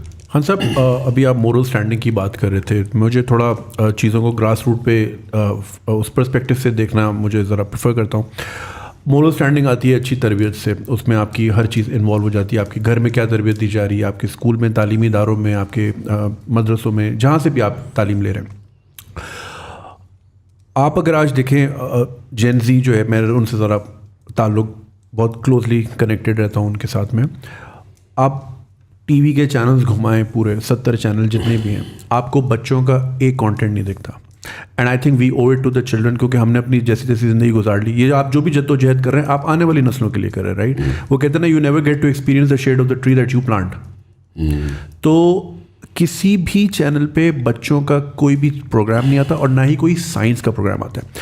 کسی زمانے میں نیشنل جیوگرافک اور ڈسکوری آتے تھے ہندی میں, لیکن چونکہ وہ ہندی میں آتے تھے تو وہ ہندو کنسیڈر کیے گئے, وہ بین ہو گئے. بچے مانگتے ہیں انسپریشن. ظاہر ہے بچوں نے, بہت سارے بچوں نے آپ کو دیکھا, انسپائر ہوئے, آج وہ ٹیم میں کھیل رہے ہیں, ماشاءاللہ اچھی پرفارمنس کر رہے ہیں. تو جب آپ کے پاس ہیروز بھی نہیں ہوں گے, آپ ان کو کوئی انسپریشنل کانٹینٹ بھی نہیں دکھائیں گے, آپ ان کو چاہے وہ ریلیجیس کانٹینٹ ہو یا سائنٹیفک کانٹینٹ ہو. میری فواد چودھری صاحب سے بھی اس معاملے میں ڈسکشن ہوئی تھی جب وہ منسٹری آف سائنس ہیڈ کرے, تو ان کو آئیڈیاز اچھے لگے, مگر وہ ظاہر بات ہے کہ ہماری جو بھی گورنمنٹ آتی ہے وہ اپنا سارا ٹائم لڑائی میں نکال دیتی ہے, اور وہ کام ہو نہیں پاتا. وہ اپنے آپ کو بچانے میں پورا ٹائم نکل جاتا ہے. پہلا سال سمجھ آتا ہے, آخری سال الیکشن کی تیاری تھی, بیچ میں جو 3 سال ہوتا ہے اس میں بھی کووڈ آ گیا. تو اس طرح کی کوئی بھی چیز جو ہے آپ دیکھیں نہیں نظر آ رہی. اور یہ آئی تھنک ہمیں آج اس چیز کا اندازہ نہیں ہو رہا, لیکن ان دا کمنگ 10-20 ایئرس آپ اگر چائنا کی مثال دیکھیں, چائنا میں جو ہے ٹک ٹاک پہ باقاعدہ میتھ کے سوال آتے ہیں, بچوں کو کوئز کرواتے ہیں. انڈیا میں آپ دیکھ لیں بہت انسپائرنگ کانٹینٹ بنایا جاتا ہے, چاہے وہ یوٹیوب کا ہو, چاہے وہ ٹی وی کا ہو, ان کی even film industry soft power کے تھرو. تو یہ ایک بہت بڑا گیپ ہے, and I think we owe it to the children of this country. تو جو موریلٹی ہے نا اور ایتھکس, یہ ساری چیزیں میں نے جب مدینہ کی ریاست کی بات کرتا ہوں تو یہ ایک بڑا کیئرفلی ہمارے نبی صلی اللہ علیہ وسلم نے لوگوں میں کلٹیویٹ کیا تھا. میں نے رحمۃ للعالمین اتھارٹی بنائی. وہ کیوں بنائی؟ اس کا صرف ایک مقصد تھا کہ لوگوں کو سیرت نبی سے ان کی ایتھکس امپروو کریں. بچوں کو نبی صلی اللہ علیہ وسلم جو دنیا میں کبھی اس طرح کا اتنا عظیم انسان نہ آ سکتا نہ آیا, ان کی زندگی سے وہ بتائیں تو صحیح کہ وہ کیا ریولوشن آئی ہے. دیکھیں لوگوں کو یہی نہیں پتا کہ جب وہ 10 سال میں 622 سے لے کے 632 تک وہ جو ان کے 10 سال تھے مدینہ میں, وہ دنیا کا سب سے بڑا انقلاب آیا. آپ کو پتہ ہے جو ٹوٹل لوگ مرے جنگوں کے اندر 10 سالوں میں وہ 1200 تھے, 1200-1300 ٹوٹل لوگ مرے. سو ایکچولی وہ ایک فکری انقلاب آیا تھا, وہ ذہن چینج ہوئے تھے, انسان چینج ہوئے تھے. وہ جب تک آپ سیرت نبی نہ پڑھیں تو آپ کو پتہ ہی نہیں چلے گا کہ وہ کیا ہوا تھا. ہم نے اس لیے فیصلہ کیا کہ بچوں کو پڑھائیں سیرت نبی. اور میں نے پھر یہ بھی, کیونکہ اس وقت بہت بڑا اسالٹ ہے ویسٹرن کلچر, میں سب سے بہتر جانتا ہوں, میں نے اتنی زندگی 30 سال یعنی آف اینڈ آن وہاں گزارے. جب تک آپ نے جو بات کی میڈیا کے اوپر, کانٹینٹ ٹی وی پہ, فلموں میں, ہم اس کو اپنی کلچر اور اپنی دین کے ساتھ سنکرونائز نہیں کریں گے, ہم پھنسے رہیں گے بالی ووڈ اور ہالی ووڈ, جن کے کلچر ہمیں پوری طرح سمجھ نہیں ہے کہ ان کی وہ کانٹینٹ نے کتنا بڑا ان کے کلچروں میں فائدے کیا کروایا اور نقصان کیا کروایا. آج وہاں فیملی سسٹم ٹوٹ چکا ہے. ہندوستان کے اندر ان کا جو ہالی ووڈ بالی ووڈ کلچر ہے وہ ان کی فیملی سسٹم کو ڈیوسٹیٹ کر رہا ہے. ہم اس کو جب اپنائیں گے تو ہمیں پتہ چلنا چاہیے کہ اس کے کانسیکوینس کیا ہے. اس وقت پاکستان اور مسلم دنیا میں جو چیز بچی ہوئی ہے وہ ہے ہمارا فیملی سسٹم. آپ جتنی ولگیرٹی اپنے ملک کے اندر لے کے آئیں گے, اور آپ ٹی وی پہ اور آپ موبائل فون کے اوپر جو کانٹینٹ ہے, جو پون ہے اس کے اوپر جس طرح کی چیزیں ہیں, آپ جتنا اس کو بڑھاتے جائیں گے اس کا ڈائریکٹ امپیکٹ پڑتا ہے فیملی سسٹم پہ. جو پردے کا کانسیپٹ ہے وہ صرف کپڑوں کا نہیں ہے. سارا پردے کا اگر آپ صحیح معنی میں کوئی ایکسپلین کریں لوگوں کو, اس کے پاس فلسفہ ہے کیا, وہ بیسکلی فیملی سسٹم کو بچانے کے لیے. آپ جتنی ولگیرٹی بڑھائیں گے, فحاشی بڑھائیں گے, آپ کا فیملی سسٹم افیکٹ ہو. ہالی ووڈ کے اندر ایک شادی کی ایوریج لائف سپین 2.5 سال ہے. 2.5 سال شادی لاسٹ کرتی ہے, کیونکہ وہ جو لائف سٹائل ہے اس میں خاندانی نظام چلتا نہیں ہے.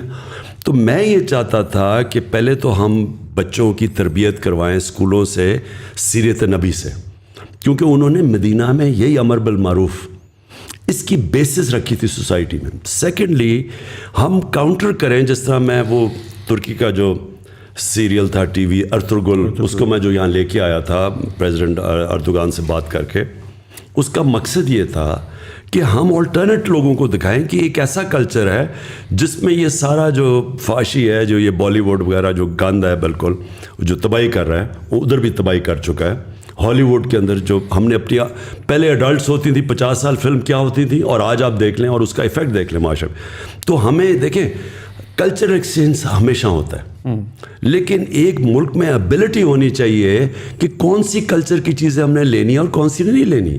آپ اگر پوری طرح چیزیں لے آئیں گے, اس کا جو آپ کو کانسیکوینسز ہی نہیں پتا کہ آپ کی سوسائٹی پہ کیا ہو. اس کا سب سے بڑا آج کانسیکوینس ہے کہ آپ فاسٹسٹ رائزنگ کرائم آج پاکستان میں, جب میں نے آئی جیز بلا کے ان سے چیک کیا تو چائلڈ ابیوس اور ریپ یہ سب سے تیزی سے بڑھ رہی ہے پاکستان میں کرائم. سو خان صاحب, جیسے آپ نے ذکر کیا کہ دوبارہ گورنمنٹ میں ہم میجورٹی میں آتے ہیں, لیکن جس طرح کا وہی والی بات جو مزمل نے کی کہ جس طرح کا نظام آلریڈی چل رہا ہے, مطلب اس میں آ کے پولیس ریفارمز کیسے ہو سکتی ہیں؟ مطلب آپ کے دور میں بھی 6 سے زیادہ آئی جیز پنجاب میں بار بار لوگ چینج ہو رہے ہیں, منسٹریز میں چینج ہو رہے ہیں. سو اس دفعہ ایسی کیا چیز ہے جو ڈفرینٹ ہوگی؟ اور اس سے بھی زیادہ اگر آپ جو اداروں والی سائڈ ہے وہ مطلب آپ کے خیال سے وہ ابھی بھی نیوٹرل ہی رہیں گے جب آپ آتے ہیں, یا وہ آپ کو سپورٹ کریں گے؟ اور ایک بہت بڑا جو نیریٹو پچھلے 60 سالوں سے پاکستان میں کہ جی ان کی سپورٹ کے بغیر تو آپ آ ہی کوئی نہیں سکتا. سو جتنی مرضی آپ کے پاس پبلک آ جاتی ہے, ڈو یو فیل لائک کہ یو ول کم بیک؟ دیکھیں, اس کو جب پبلک اس طرح موبلائز ہو جائے نا, دنیا کی تاریخ بتاتی ہے اس کو کوئی نہیں روک سکتا. میں نے تو ایک دفعہ اس طرح کی موبلائزیشن دیکھی تھی, اور اس میں کوئی شک نہیں کہ تب واقعی ایک فری اینڈ فیئر الیکشن ہوا تھا 1970 میں ذوالفقار علی بھٹو کا. لیکن میں نے تب جو پبلک دیکھی تھی نہ, یعنی وہ انپریسیڈنٹ سی چیزیں ہوئی ہیں کہ ان نون لوگوں کو اتنے ووٹس پڑے اور جب پیپلز پارٹی کا ویو آیا تھا ادھر اور مجیب الرحمان کا ویو آیا تھا ایسٹ پاکستان میں, تو اس سے کوئی نہیں روک سکتا جب اس طرح کا ویو آتا ہے. لیکن اس میں کوئی شک نہیں کہ فری اینڈ فیئر الیکشنز تھے. لیکن میری کنٹینشن یہ ہے کہ پاکستان بدل گیا, اس کو اب کوئی روک نہیں سکے گا. یہ جب پبلک کا ایک فیصلہ ہو جائے نا, جب پبلک ایک طرف, جس طرح میں دیکھ رہا ہوں کہ پبلک اب جو شعور آ گیا ہے, جو نکل گئی ہے, میں نہیں سمجھتا کہ, اور دیکھیں اداروں کے اندر پھر سے میں بتاتا ہوں انسان ہوتے ہیں, وہ نہیں روک سکتے, وہ روکنا چاہیں گے بھی نہیں. ان کے اندر سے, اداروں کے اندر سے پریشر ہوگا, کوئی نہیں روک سکتا اس کو. اچھا خان صاحب, اس میں مجھے یہ بتائیے گا کہ آپ نے تھوڑی دیر پہلے آپ نے ویسٹ منسٹر ڈیموکریسی کا بھی تذکرہ کیا, اور ہم دیکھتے ہیں کہ پچھلے 3 سال میں آپ ظاہر فائر فائٹنگ میں بہت زیادہ لگے ہوئے تھے. ایک سارٹ آف ہنگ پارلیمنٹ تھی اور اس میں ظاہر ہے کہ وہ چیز بڑی مشکل تھی. But one thing that has been missing, and اس کو میں تھوڑا سا کانٹیکسٹ اس میں بلڈ کروں گا. سوال میرے اس طرح دماغ میں آیا کہ پہلا تو یہ ہوا کہ اگر میں ٹویٹر دیکھوں تو آج کل بڑا ایک کویسچن مارک ہوا ہے. سب کہہ رہے ہیں کہ جی خان صاحب کی سیکیورٹی کو بڑا ہے, ایک تھریٹ ہے. اسپیس میں بھی آپ نے, لوگوں نے اس کے اوپر بہت زیادہ بولا اور آپ نے اس پہ جواب دیا کہ اللہ تعالیٰ کے اوپر ہے, which is fine. But the way that I see it, I feel like کہ right now it's literally Imran Khan اور نتھنگ, رائٹ. اینڈ جب آپ نے ایک اتنی بڑی پارٹی بنائی, 26 سال کی آپ کی جدوجہد ہے, آپ نے اس پارٹی کو اسٹرکچر اور کانسٹیٹیوشن پراپرلی دے کر اس کو انفورس کیوں نہیں کیا؟ اور اس کی وجہ 2 ہیں. پہلا یہ کہ بار بار سوال آتا ہے کہ آگے کس کو ٹکٹ دیا جائے گا, الیکٹیبل, نان الیکٹیبل, کون چلے گا, کون نہیں چلے گا. اور دوسرا ریزن یہ ہے کہ میں دیکھتا ہوں نوجوان طبقے کو, میں کہتا ہوں کہ یار میں ہوں, جنید بھائی ہیں, طلحہ ہیں, ہم خواب سوچتے ہیں, ہم کہتے ہیں یار ہم نے پاکستانی پالیٹکس میں پارٹیسپیٹ کرنا ہے. آج اگر کوئی نوجوان سوچتا ہے کہ اس نے پاکستانی پالیٹکس میں پارٹیسپیٹ کرنا ہے, اس کے پاس کوئی روڈ میپ نہیں ہے, کوئی سسٹم نہیں ہے جس کے تحت وہ سسٹم میں گھسے, آہستہ آہستہ وہ اپنا ایک اسٹیچر بلڈ کرے اور کوئی نظام ہو. ابھی تو یہ پاور ہے, پیسہ ہے, کون کتنا پیسہ لے آتا ہے, کون کتنا ووٹ بینک لے آتا ہے, پاور لے آتا ہے. تو ڈونٹ یو تھنک کہ جی وہ جو اسٹرکچر جو آپ پاکستان کو بدلنا چاہ رہے تھے, وہ شاید اپنی پارٹی سے اگر اسٹارٹ کرتے تو اس 3 سال کے بعد آج آپ بہت بہتر جگہ پر ہوتے in terms of mobilization, in terms of public تو آ گئی, بٹ جو پارٹی اٹ سیلف ہے وہ it seems like all over the place right now.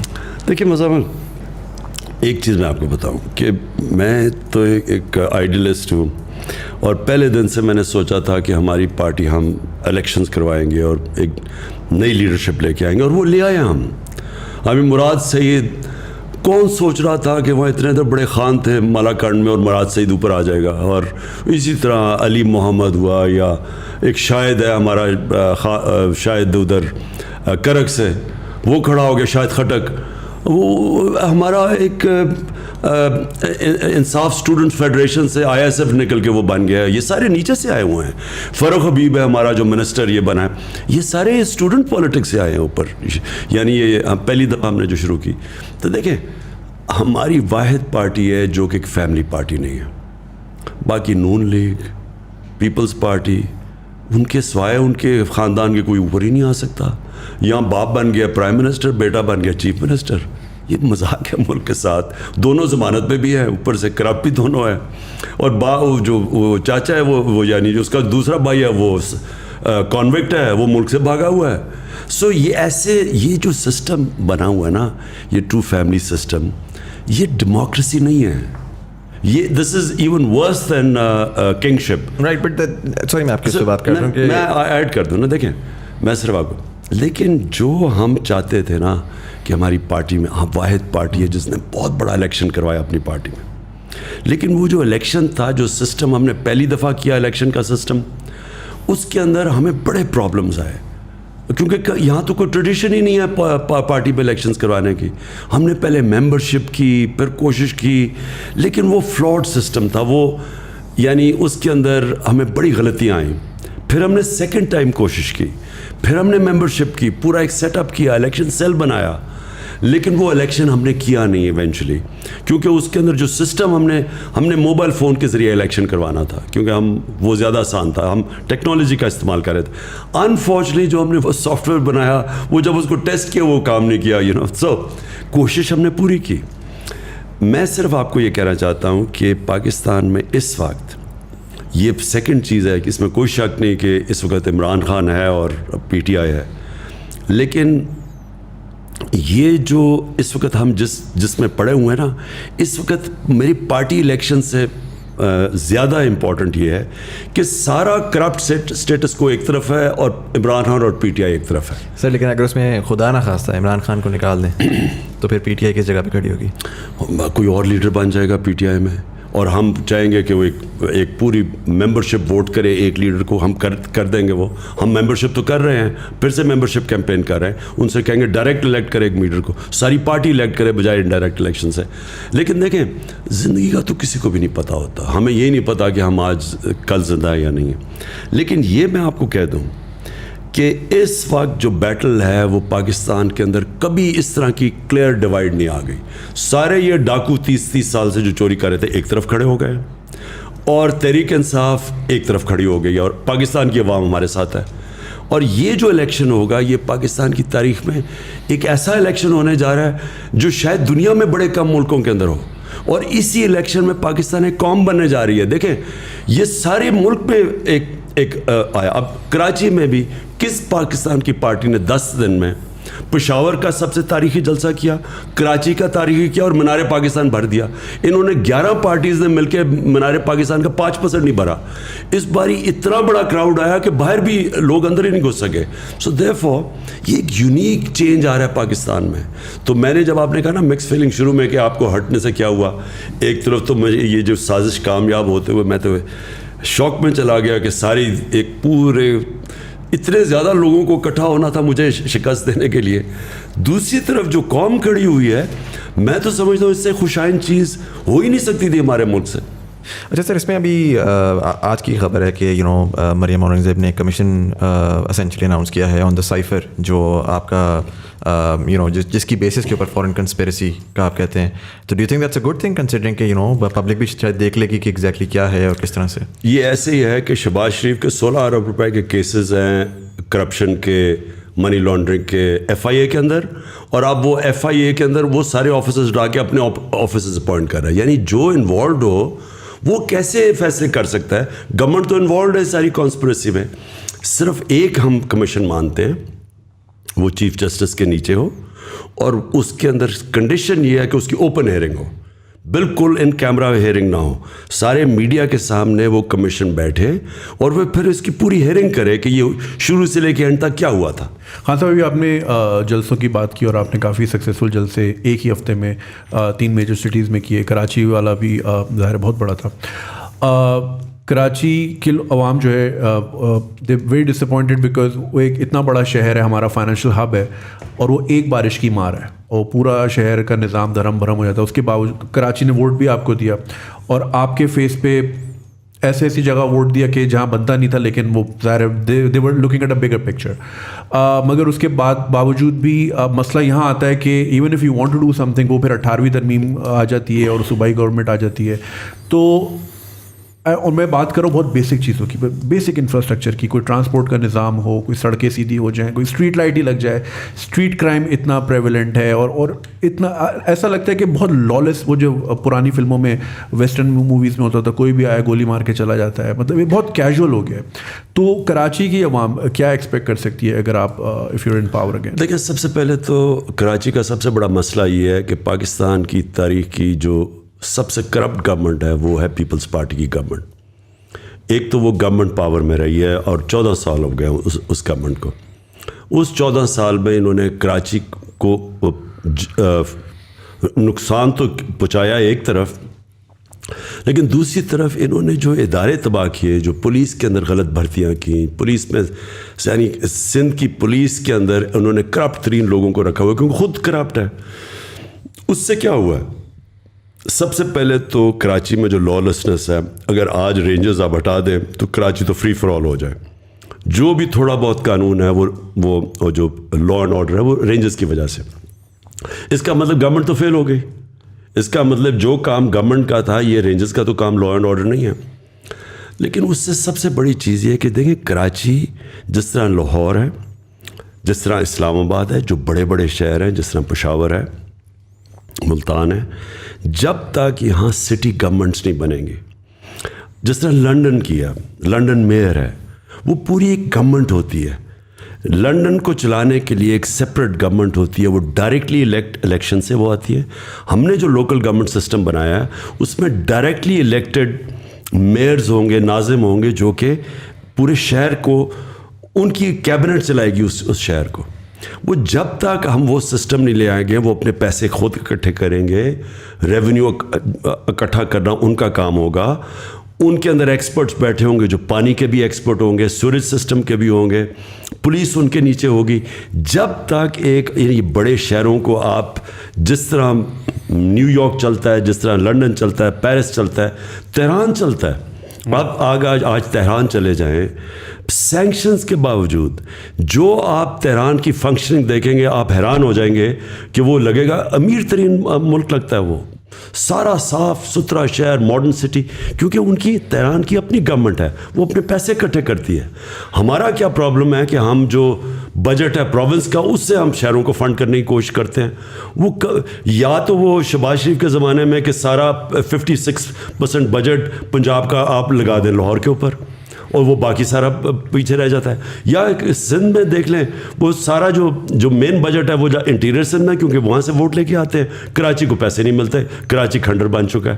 تو اس کا صرف ایک نتیجہ ہے کہ ان شہروں کو ان کی اپنی الیکٹڈ, ایک ڈائریکٹلی الیکٹڈ ان کا میئر بنے, ناظم بنے, وہ پھر اپنی کیبنٹ بنائے, اور وہ پھر اس کو چلانے کے لیے, اور اب چلائے بھی اور پیسے بھی اکٹھے کرے, وہی ذمہ دار ہو. آپ یقین نہیں کریں گے, میں جب بھی اسلام آباد یا لاہور آتا ہوں, میں اکثر لوگوں کو دیکھتا ہوں باہر سے ہاتھ ڈال کے گیٹ کنڈی کھول کے چلے جاتے ہیں. ہمیں گلی کے کونے سے پہلے فون کر دینا ہوتا ہے کہ گیٹ پہ آ جاؤ, کیونکہ وہ جو تھوڑی دیر آپ کی گاڑی کھڑی ہوتی ہے اور گیٹ کھلتا ہے, اس میں ٹرانزیکشن ہو جاتی ہے.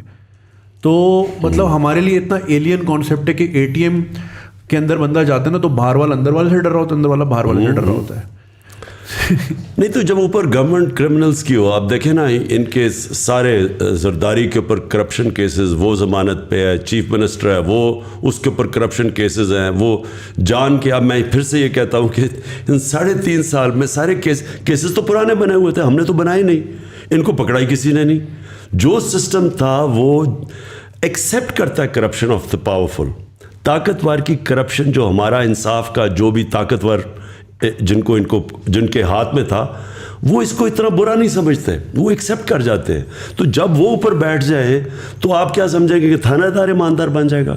سو جسٹ ایڈنگ ٹو دیٹ, پچھلے 3 سالوں میں بھی ہم نے کوئی دیکھا نہیں کہ کوئی کسی بندے کو پراپر سزا ہوئی. وہ شروع میں آپ نے وعدہ کیا تھا کہ ہم بلینز آف ڈالرز واپس لائیں گے. اب آئی تھنک شروع میں آپ نے ذکر کیا کہ ججز ایسے بیٹھے ہوئے ہیں, نیب میں ایسے لوگ ہیں, بٹ جب آپ کی گورنمنٹ تھی تو آپ اگر ان کو ریپلیس کر کے اپنے بندے لاتے ہیں. نیب ایک انڈیپینڈنٹ اینٹی ہے. اس کو ان کا جو چیئرمین تھا جو ہے ابھی, وہ نون لیگ کے زمانے میں اس کو اپوائنٹ کیا گیا تھا. ہم اس کو ریموو نہیں کر سکتے, ہم نیب کے اندر کوئی چینجز نہیں کر سکتے بائی لا. سو دیئرفور نیب ہمارے کنٹرول میں نہیں, اور عدلیہ آزاد ہے. تو آپ ایف آئی اے کے کیسز تھے, ہمارا جو ہم نے پکڑا, یہ جو اس کی انہوں نے جو اپنے وہ جو بھی شوگر مل تھی ان کی, اس کے اندر یہ جو 16 ارب روپے کے پکڑے, جو نوکروں کے نام پہ انہوں نے پیسے لیے ہوئے تھے. اب وہ تو اوپن اینڈ شٹ کیس ہے. اب ہم کریں کیا, وہ کیس ہی نہیں لگتا تھا. وہ کیس لگتا ہے کہ درد ہے, کمر درد ہے, یہ وہ ہے. میں کہتا ہوں بچایا گیا ہے اس کو, باقاعدہ اس کو بچایا گیا ہے, اور ہم پوری کوشش کرتے رہے, ہم نہیں کامیاب ہوئے. اس لیے میں کہتا ہوں کہ ہماری اس وقت ہماری جو گورنمنٹ تھی, اس کو جب تک پوری پاور سے گورنمنٹ نہیں آتی, جس کو فکر نہ ہو سارا وقت کہ اپنی پارلیمنٹ پارٹی بھی رکھو, پھر ایلائز کو بھی ساتھ رکھو, پھر وہ ناراض ہو جاتے تھے, پھر وہ اپوزیشن ساری ان کی کرمنلز کی اکٹھی تھی, وہ پورا بلیک میل کرتی تھی. تو ہمیں ایک بڑی کمزور گورنمنٹ ملی تھی. تو اس لیے میں ہمیشہ کہتا ہوں کہ اگر مجھے اس طرح کی آگے گورنمنٹ ملی, بہتر یہ ہے کہ ہم اپوزیشن میں بیٹھے بجائے گورنمنٹ چلائیں. خان صاحب, تھوڑا سا میں کانورزیشن کو سوئچ کروں گا لوکل پالیٹکس سے انٹرنیشنل پالیٹکس کی طرف. اور ہم نے دیکھا کہ دنیا جو ہے وہ ایک یونیپولر ورلڈ سے ملٹی پولر ورلڈ کی طرف بھی جا رہی ہے. ظاہر اس کی وجہ سے dynamics in foreign policy and all those things are changing as well.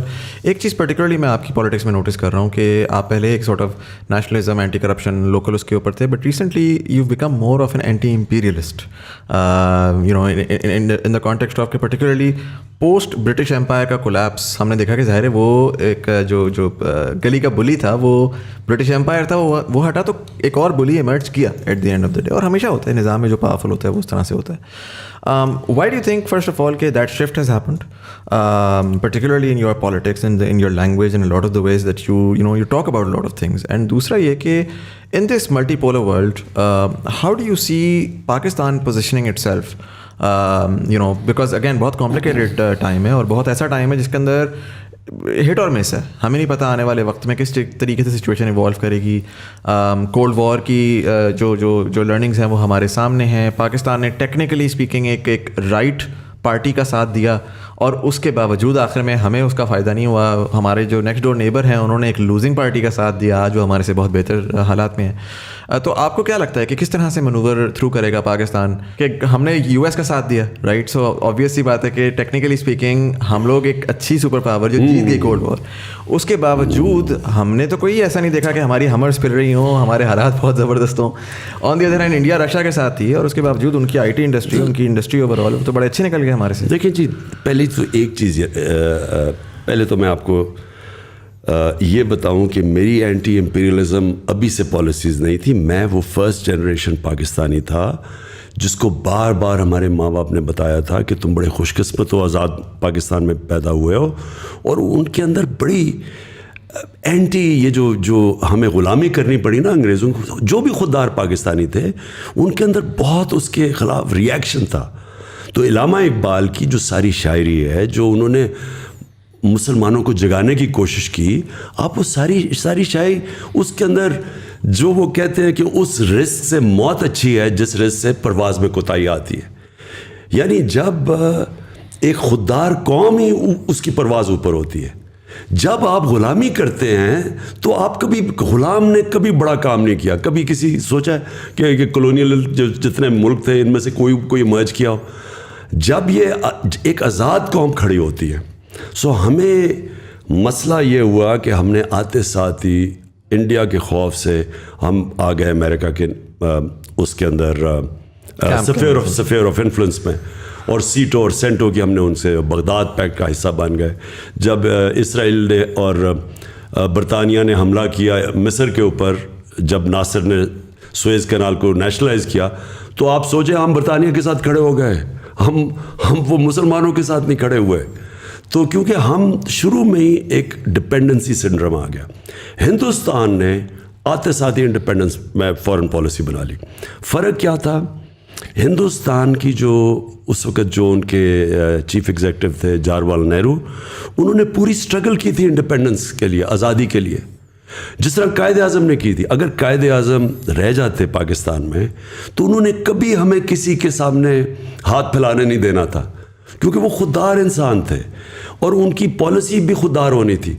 हमारे में जो डिपेंडेंसी सिंड्रोम आ गया, हमने एड के ऊपर रिलाय किया, हमने अपने पैर पे नहीं खड़े हुए, और वो जुल्फ़िकार अली भुट्टो ने थोड़ी सी कोशिश की, उसको फारग कर दिया. उसके ख़िलाफ़ भी पूरी साजिश हुई, वहाँ भी साजिश हुई, फिर मुदाखलत हुई और उसको हमने फारग कर दिया. उसके बाद कभी भी पाकिस्तान की फॉरेन पॉलिसी आज़ाद नहीं हुई.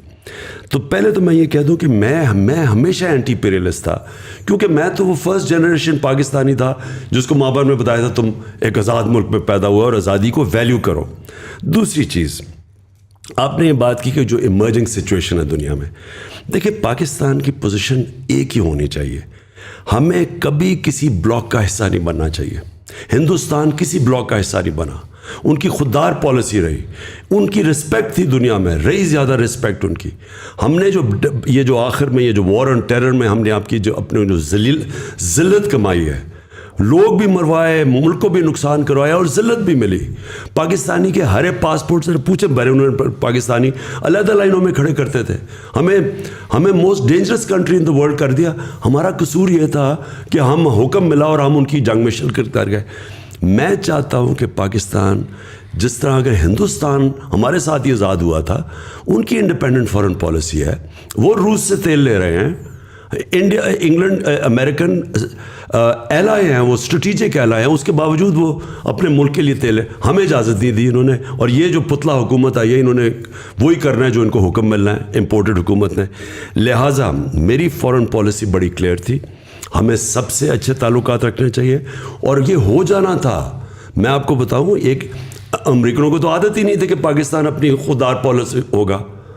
انہوں نے تو جب انہوں نے حکم دیا روس کا دورہ کینسل کرو, تو ان کو تو آئیڈیا نہیں تھا کہ پاکستان کینسل نہیں کرے گا. انہوں نے جب بیسس کا انہوں نے جب پروب کر رہے تھے, انہوں نے کہا جو حکم کرے. سو ان کو بھی یہ جو نیو نارمل, اس کو انہوں نے ایڈجسٹ ہو جانا تھا. انہوں نے یہ پتلے آ گئے ہیں اوپر, اور یہ اب وہی کریں گے جو امریکہ کہے گا اپنے انٹرسٹ کے خلاف. خان صاحب, جیسے گلوبل پوزیشننگ کی بات کی, پاکستان کا اوبویسلی پرسیپشن اتنا پازیٹیو نہیں ہے جتنا ہونا چاہیے تھا. We are not bad people, it's just we been on the wrong side of history by choice اور ادھر by someone else's choice.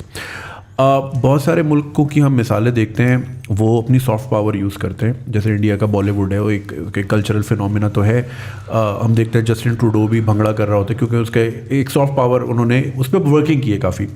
1938 میں تھائی لینڈ کے کنگ نے ان کی اپنی حکومت کا ان کا ایک پروگرام تھا جہاں پہ انہوں نے تھائی شیفس پریپیئر کیے, 3 قسم کے, ایک بہت فائن ڈائننگ کے, ایک مڈ ٹیئر, اور ایک بالکل اسٹریٹ فوڈ. اور انہوں نے دنیا بھر میں اپنے شیفس پھیلا دیے.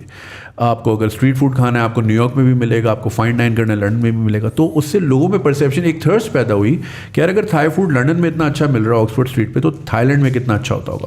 اور اس کا رزلٹ آج ہم دیکھتے ہیں کہ Thailand billions of dollars جو ہے خالی ٹورزم کی مد میں کماتا ہے. یہ چیزیں ہمارے یہاں اس طرح کی پالیسیز پہ کام ہوتا ہی نہیں. مینگو ڈپلومیسی ہم اتنی زبردست کر سکتے ہیں پوری دنیا میں, بہت ڈیمانڈ کریٹ کر سکتے ہیں, لیکن انفارچونیٹلی ہم اس طرف سوچتے نہیں ہیں.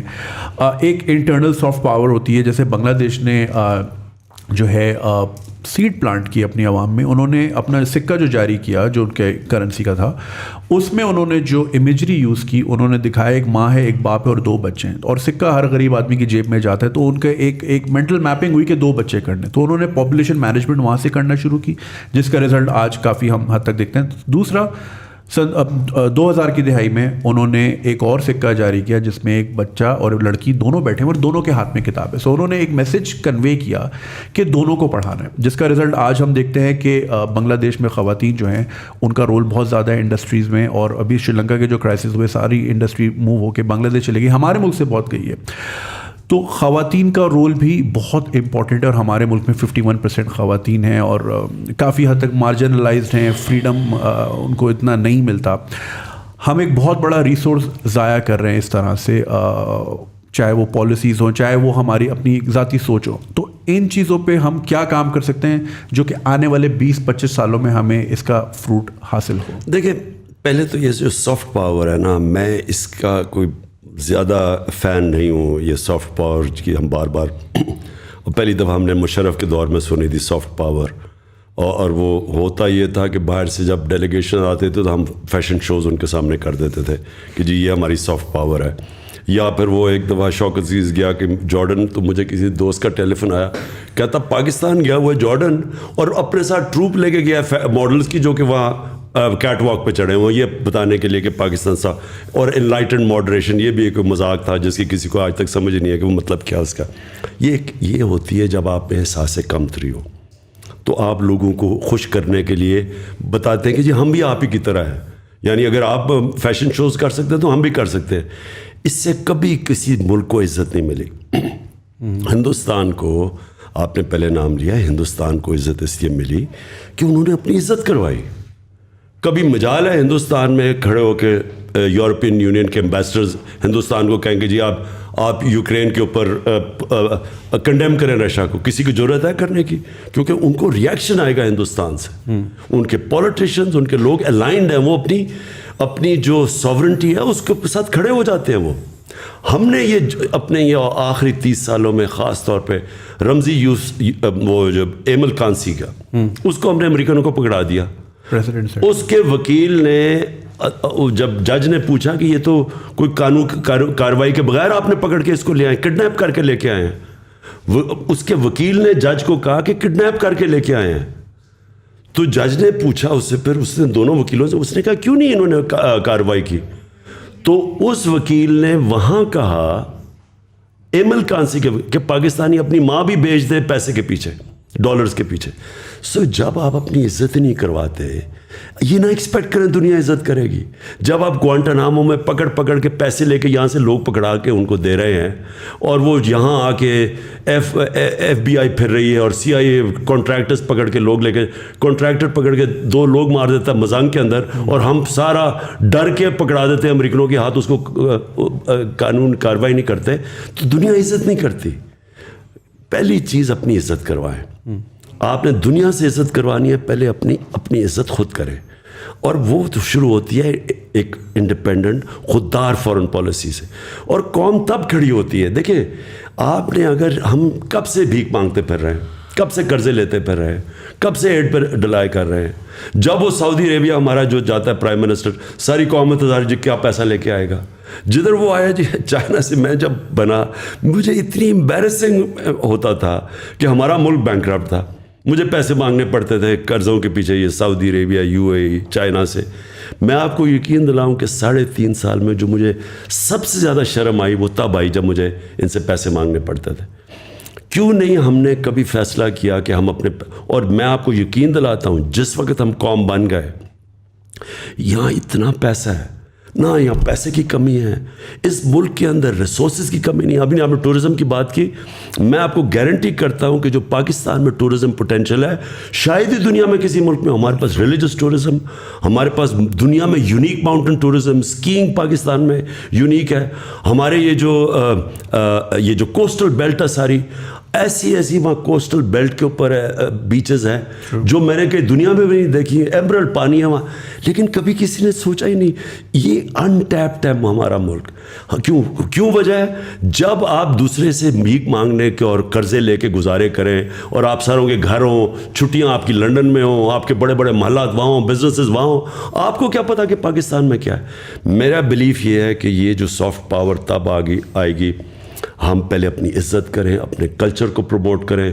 نصرت فتح علی خان ہمارا سافٹ پاور اس لیے تھی کیونکہ وہ اس میں پاکستانیت تھی, وہ ایک اپنا کلچر کا ہم پروجیکٹ کر رہے تھے.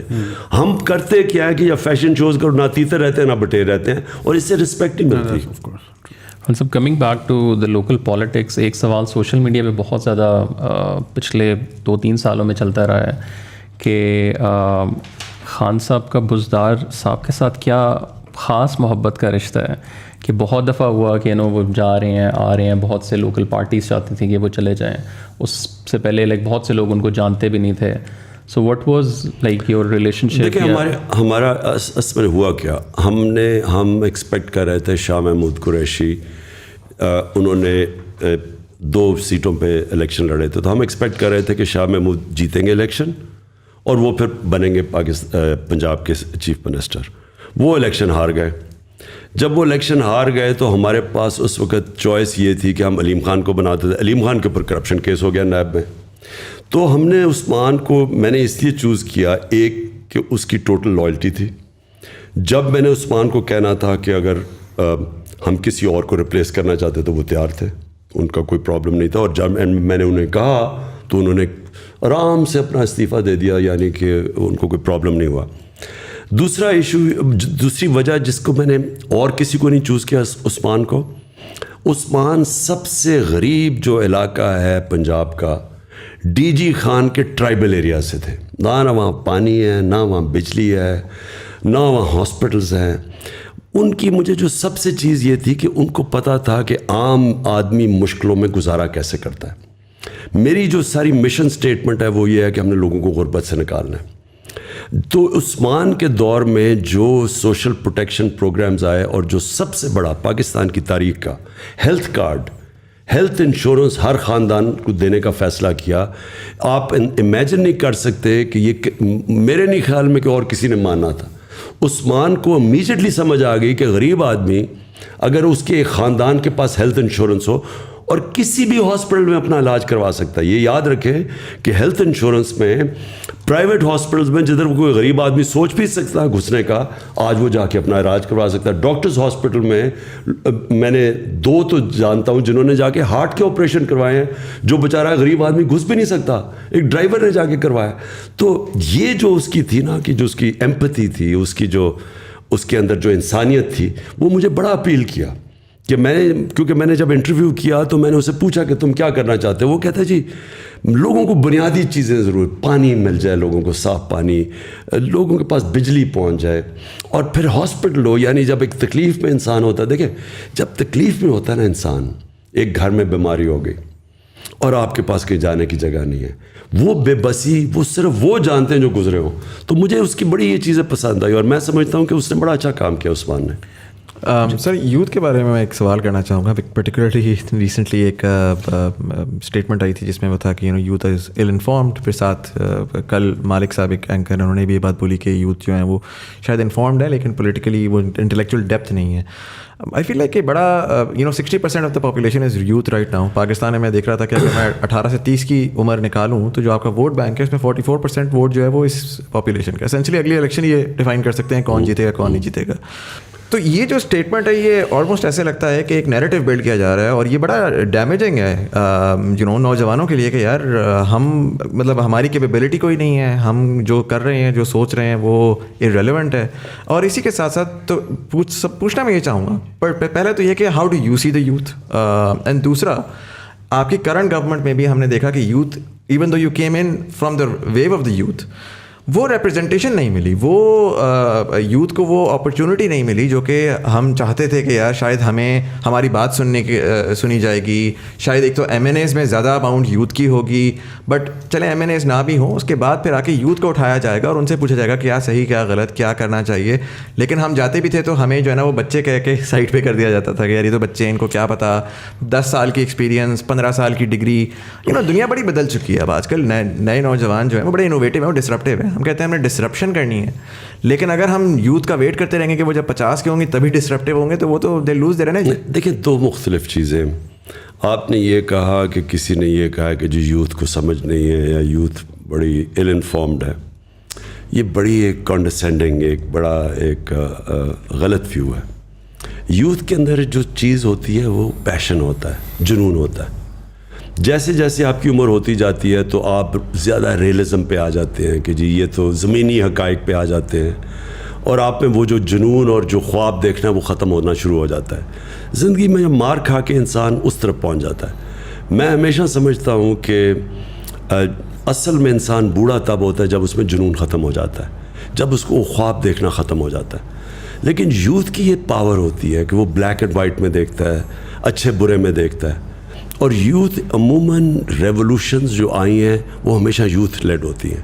کبھی میری طرح کے بوڑھے ریولوشن نہیں لیڈ کرتے, یوتھ آتی ہے سامنے, اور یوتھ ان کے اور فور فرنٹ پہ ہوتی ہے ریولوشن کے, کیونکہ وہ ان میں پیشن, وہ ایک یوٹوپیا دیکھ رہے ہوتے ہیں, خواب دیکھ رہے ہوتے ہیں. یہ انفارم نہیں ہوتے ہیں, یہ آئیڈیلزم ہوتی ہے, اور یہ بہت ضروری ہوتی ہے ملک میں چینج لانے کی.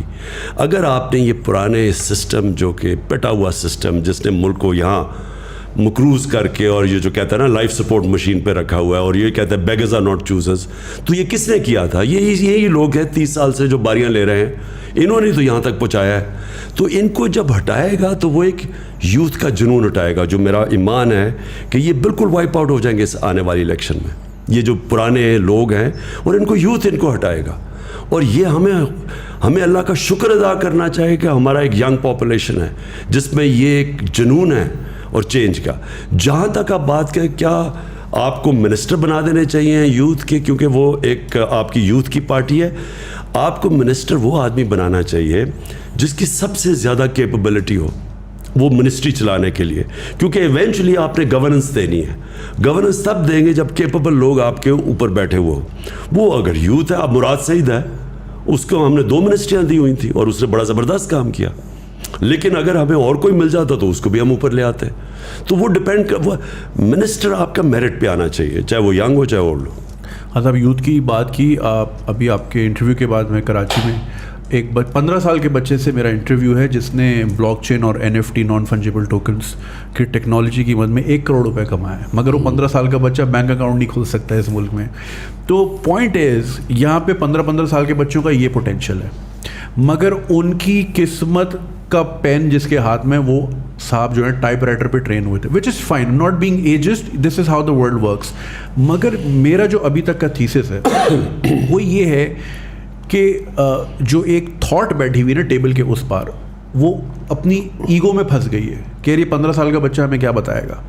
اور یہ ایٹیٹیوڈ جو ہے نا یوتھ کو ڈرائیو کر رہا ہے. انہوں نے دبا کے ڈاؤن لوڈ کیے ہوئے فارم کینیڈا کے امیگریشن کے, اور وہ آپ سے اگلا سوال بھی میرا یہ تھا کہ بچے پوچھ رہے ہیں بھر لیں یا رک جائیں ابھی تھوڑا سا.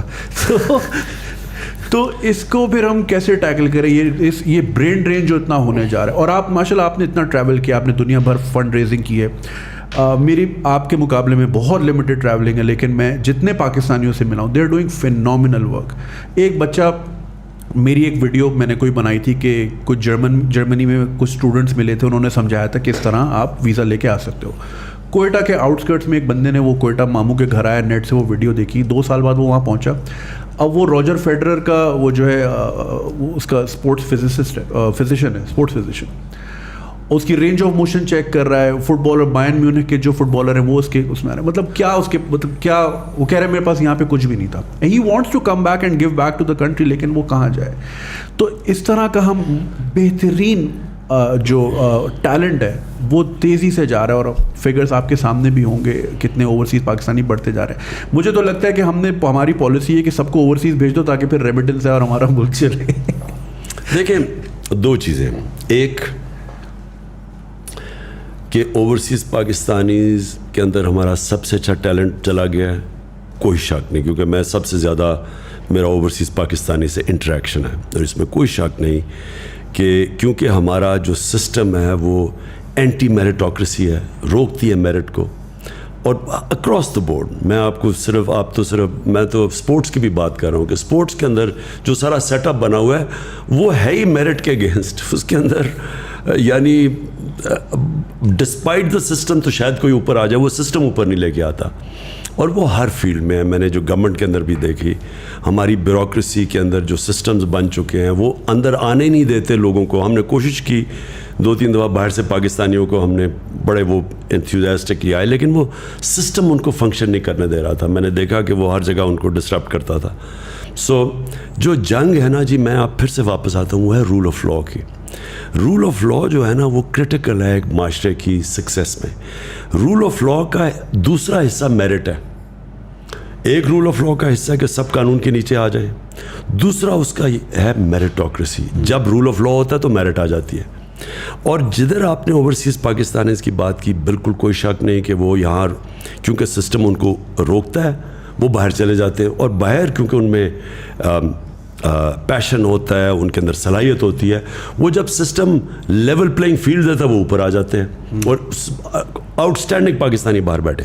لیکن ایک چیز یاد رکھیں, جتنا بھی کامیاب ہو جائے باہر پاکستانی, آخر میں وہ وہاں کا کبھی بھی اس کو وہ عزت یا اس کا مقام نہیں ہو سکتا جو اپنے ملک میں ہوتا ہے. میں 20-30 سال باہر اپنی زندگی کرکٹ بھی کھیلتا تھا, جانتا تھا, لیکن میں نے کبھی یہ نہیں فیل کیا, حالانکہ مجھے انہوں نے بڑا اس سوسائٹی کا حصہ بھی تھا میں, اور بڑا ویلکم بھی کیا, اور بڑے کم برٹش سوسائٹی کے اندر لوگوں کو اس طرح ایکسیپٹ کرتے ہیں, لیکن میں نے کبھی اس کو اپنا گھر نہیں سمجھا, کیونکہ میں پاکستانی تھا. جو مرضی میں کر لوں, میں انگریز تو بن نہیں سکتا. آپ اگر گدھے کے اوپر لکیریں ڈال دیں تو وہ زیبرا نہیں بن جاتا, وہ گدھا ہی رہتا ہے. تو اس لیے جو جتنے بھی ہمارے باہر پاکستانی ہیں ان کی خواہش یہ ہے کہ ایک ہمارا ملک ایسا بنے جدھر میرٹوکریسی رول آف لا آ جائے, جس کے لیے اسٹرگل کرنی. اوور نائٹ نہیں ہو سکتا. یہ کوئی بھی معاشرہ ایک بٹن دبا کے چینج نہیں ہوتا. ایک معاشرہ اسٹرگل کرتا ہے اپنے آپ کو چینج کرنے کے لیے, کیونکہ اسٹیٹس کو بیٹھا ہوتا ہے, مافیاز بیٹھے ہوتے ہیں جو روکتے ہیں, جو ایک کرپٹ سسٹم سے فائدہ اٹھا رہے ہیں. تو ایک معاشرہ اسٹرگل کرتا ہے, جدوجہد کرتا ہے, جہاد کرتا ہے. لیکن جب پاکستان جیسے جیسے یہ چینج آئے گا, بہت بڑا ٹیلنٹ پاکستانی واپس آئے گا. Right, we're at the 1 hour 30 minute mark almost, or we're going to wrap this up as well. میں چاہوں گا کہ طرح جو ہے وہ last question پوچھ لیں. پچھلے 3 سال کا کوئی ریگریٹ ہے آپ کا؟ دیکھیے, ایک تو زندگی میں کوئی شارٹ کٹ نہیں ہے. اگر آپ پہلی دفعہ آپ کی پارٹی گورنمنٹ میں آئی ہے اور آپ نے چینجز کرنے ہیں اور آپ نے ریفارمز کرنا ہے, اور وہ آپ کے پاس اتنی کمزور گورنمنٹ ہے جو کہ کولیشن میں تھوڑی سی آپ کی میجورٹی ہے, وہ اس میں ریفارمز کرنا بڑا مشکل تھا. تو میں نے پہلے تو ریگریٹ یہ ہے کہ مجھے امیجیٹلی الیکشنز پہ چلے جانا چاہیے تھا, اور مجھے اگر کلیئر میجورٹی نہ ملتی تو میں اپوزیشن میں بیٹھتا. لیکن آن دا ادر ہینڈ جو میں نے سیکھا ہے 3.5 سال میں, یعنی میں نے وہ چیزیں سیکھی ہیں جو میں اب پیچھے دیکھتا ہوں, تو اگر اب اللہ نے کبھی موقع دیا تو مجھے پہلے سے ہی پتہ ہوگا کہ میں نے آتے ساتھ ہی, کیونکہ جب آپ آتے ہیں وہ ٹائم ہوتا ہے آپ میکسیمم چینجز کر دیں. تو مجھے اب پتہ ہے کہ میں نے کیا کیا چینجز کرنے ہیں, کیونکہ وہ اگر آپ شروع میں چینجز نہیں کرتے بعد میں نہیں ہو سکتے. تو جب آپ کی میکسیمم طاقت ہوتی ہے تب وہ مین چینجز کریں. تو وہ تو میں نے پرائرٹائز بھی کر لیا. اور پھر دوسری چیز کہ پہلے سے آپ کو پتہ ہونا چاہیے کہ جو آپ کی جگہ ہیں کس نے ان کے اوپر آ کے بیٹھنا ہے. وہ ہم پہلے پاور میں, پہلے تو خیر ہماری گورنمنٹ یا کوئی 2-3 دن پہلے پاور سے پورے نمبرز پورے ہوئے. جب نمبرز پورے ہوئے تو پہلے جب گورنمنٹ آئی تو تب ہمیں پریزنٹیشنز ملنی شروع ہوئی کہ ایک اداروں میں کیا سچویشن ہے. تو وہ فائر فائٹنگ ہی اس وقت ہو رہی تھی. آپ کے پاس پلاننگ ہی ہو سکتی ہے. اس وقت انشاءاللہ پلان کر کے آئیں گے اور پتہ ہوگا کہ کرنا کیا ہے. لوگوں کو بھی پہلے سے آئیڈینٹیفائی کریں گے کہ کی جگہ کے اوپر کون سے لوگ بیٹھے ہیں. یہ اور ریگریٹ میرا سب سے بڑا یہ ہے کہ ہمارے پاس جو ہم کر بھی سکتے تھے, جو بڑے بڑے کرمنلز اور جو مافیاز تھے, حالانکہ ہم نے بڑی زمینیں چھڑوائیں, قبضے گروپس سے پکڑا, گورنمنٹ کی زمینوں کے اوپر یہ پولیٹیشنز نے قبضے کیے ہوئے تھے وہ سارے چھڑوائے. لیکن ہم نے جس طرح ہمیں جو ہمارے پاس FIA بھی تھی اور اینٹی کرپشن بھی تھی اور FBR بھی تھی, ہم اور زیادہ کر سکتے تھے. لیکن انفارچونیٹلی ہمیں ریزسٹنس اندر سے بڑی آئی. یعنی جو ہمیں پتہ نہیں تھا کہ کئی لوگ ان کے ساتھ اندر سے ملے ہوئے تھے, تو وہ گو سلو کر دیتے تھے. ہم اس طرح کا جو احتساب کرنا چاہتے تھے, جو نیب تو ہمارے ہاتھ میں نہیں تھی, عدلیہ ہمارے ہاتھ میں نہیں تھی, لیکن جو ہمارے ہاتھ میں بھی تھا ان اداروں کو آہستہ آہستہ ہمیں جب سمجھ آئی تو وہ آخری 1 سال کے اندر پوری طرح سمجھ آئی. تو اب انشاءاللہ کبھی بھی موقع ملے تو آتے ساتھ ہی کریں گے. اور PDM کے لیے کوئی لاسٹ میسج؟ دیکھیے PDM تو ایک صرف اینٹی عمران الائنس ہے. ان کا تو کوئی نظریہ ہے نہ کچھ ہے.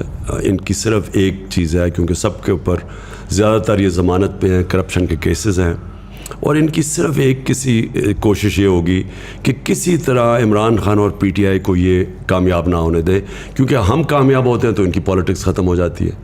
تو اس لیے یہ ایک ان نیچرل سی الائنس ہے جو پازیٹیو نہیں ہے, ایک نیگیٹو الائنس ہے. صرف یہ کہ ایک آدمی کے ڈر سے اور پارٹی کے ڈر سے یہ سب اکٹھے ہیں. رائٹ سر, اگر ریپ دس اپ, میں بس ایک سوال آپ سے پوچھوں گا, جنرلی میں سب گیسٹ سے پوچھتا ہوں. I want to channel Imran Khan the human, not Imran Khan the politician. آپ کی ظاہر ایک جرنی رہی ہے, کرکٹ کے کریئر میں آپ کی ایک جرنی تھی, اس کے بعد پھر as a philanthropist and then as a politician. ابھی 2023 چل رہا ہے, آج سے 27 سال بعد 2050 کا پاکستان ہوگا, آلموسٹ 103 سال کا پاکستان ہو چکا ہوگا. How do you see Pakistan 30 years from now in 2050, knowing what you know now and seeing all of that you've seen, how do you predict کہ no matter what happens, what is Pakistan going to look like 30 years from now? دیکھیں مزمل, آپ نماز میں مانگتے ہیں کہ اللہ 2 راستے, ایک ہے سیدھا راستہ جو انسان کی عظمت کا راستہ ہے, اور دوسرا ایک تباہی کا راستہ, اس میں پوٹینشیل کی بھی انسان کی تباہی کا راستہ ہے. 2 راستے ہیں قرآن میں. آپ صرف نماز میں ایک اللہ سے یہی صرف مانگتے ہیں کہ مجھے اس راستے پہ لگا. قوم کے بھی 2 راستے ہوتے ہیں سامنے, کیونکہ انسانوں کی قوم بنتی ہے نا, تو ہمارے سامنے بھی 2 راستے ہیں. یا ہم اب یہ جو سارا جو سازش ہوئی ہے اور یہ جو ساری ہمیں ایک غلام باہر کی مداخلت سے امپوز کی گئی ہے چوروں کی حکومت, تو یا تو یہ چلے گی اور اس کے بعد ایک تباہی کا راستہ ہے, اور یا اس کو فائٹ کرے گی قوم اور پھر وہ راستہ اختیار کرے گی جو کہ آزادی کا راستہ اور مشکل راستہ ہے. یہ جو غلامی کا راستہ ہے یہ لگتا آسان ہے, اٹریکٹیو لگتا ہے کہ جی آپ کو پیسے بھی مل جائیں گے, تھوڑی ایڈ بھی مل جائے گی, آپ کو لائف سپورٹ مشین میں بھی تھوڑی چیز پمپ ہو جائے گی کہ آپ آگے چلتے جائیں, پھر تھوڑی دیر کے بعد آپ بھیک مانگیں. ذلت کا راستہ ہے. دوسرا ہے خودداری کا اور آزادی کا راستہ, اور وہ ہے لا الہ الا اللہ کا راستہ. جو لا الہ الا اللہ ہے نا جی, یہ پورا ایک فلسفہ ہے, یہ آئیڈیالوجی ہے کہ سوائے اللہ کے کسی کے سامنے نہیں جھکنا. ایک غیرت کا راستہ ہے, خودداری کا راستہ ہے, اور انسان کی عظمت کا راستہ ہے. کیونکہ پھر انسان جب اپنے پیر پہ کھڑا ہوتا ہے اور اللہ پہ رلائے کرتا ہے, ہمیشہ وہ قوم اوپر جاتی ہے. جو مدینہ کی ریاست تھی, وہ کیوں اللہ ہمیں کہتا ہے کہ نبی صلی اللہ علیہ وسلم کی سنت پہ چلو, اور وہ ان کی سنت تھی, کیونکہ اس کے اوپر دنیا کا ایک عظیم سویلائزیشن کھڑا ہوا تھا. وہ کیا کیسے 2 سپر پاورز تھی, تو کیا ان کو کبھی کہا کہ ہمارے نبی صلی اللہ علیہ وسلم نے کہ کسی سے ایڈ لے کے جاؤ کہ جی پیسے مانگو, بلکہ انہوں نے ان کو اناؤنس کیا کہ میں اللہ کا پیغام لے کے آیا ہوں, اگر فالو کرو گے تو آپ کی بہتری کے لیے. 10-12 سال کے اندر وہ دونوں گھٹنے ٹیک گئے ان کے سامنے. یہ تاریخ کا حصہ ہے. تو وہ پرنسپلز انہوں نے سیٹ کیے تھے, جس کا مین پرنسپل لا الہ الا اللہ ہے, کہ انسان اللہ کے سامنے کسی کے سامنے اس کے علاوہ نہیں جھکتا. یہ جو اس وقت ہمارے پاس فیز ہے, ہمارے پاس بھی اب 2 راستے ہیں.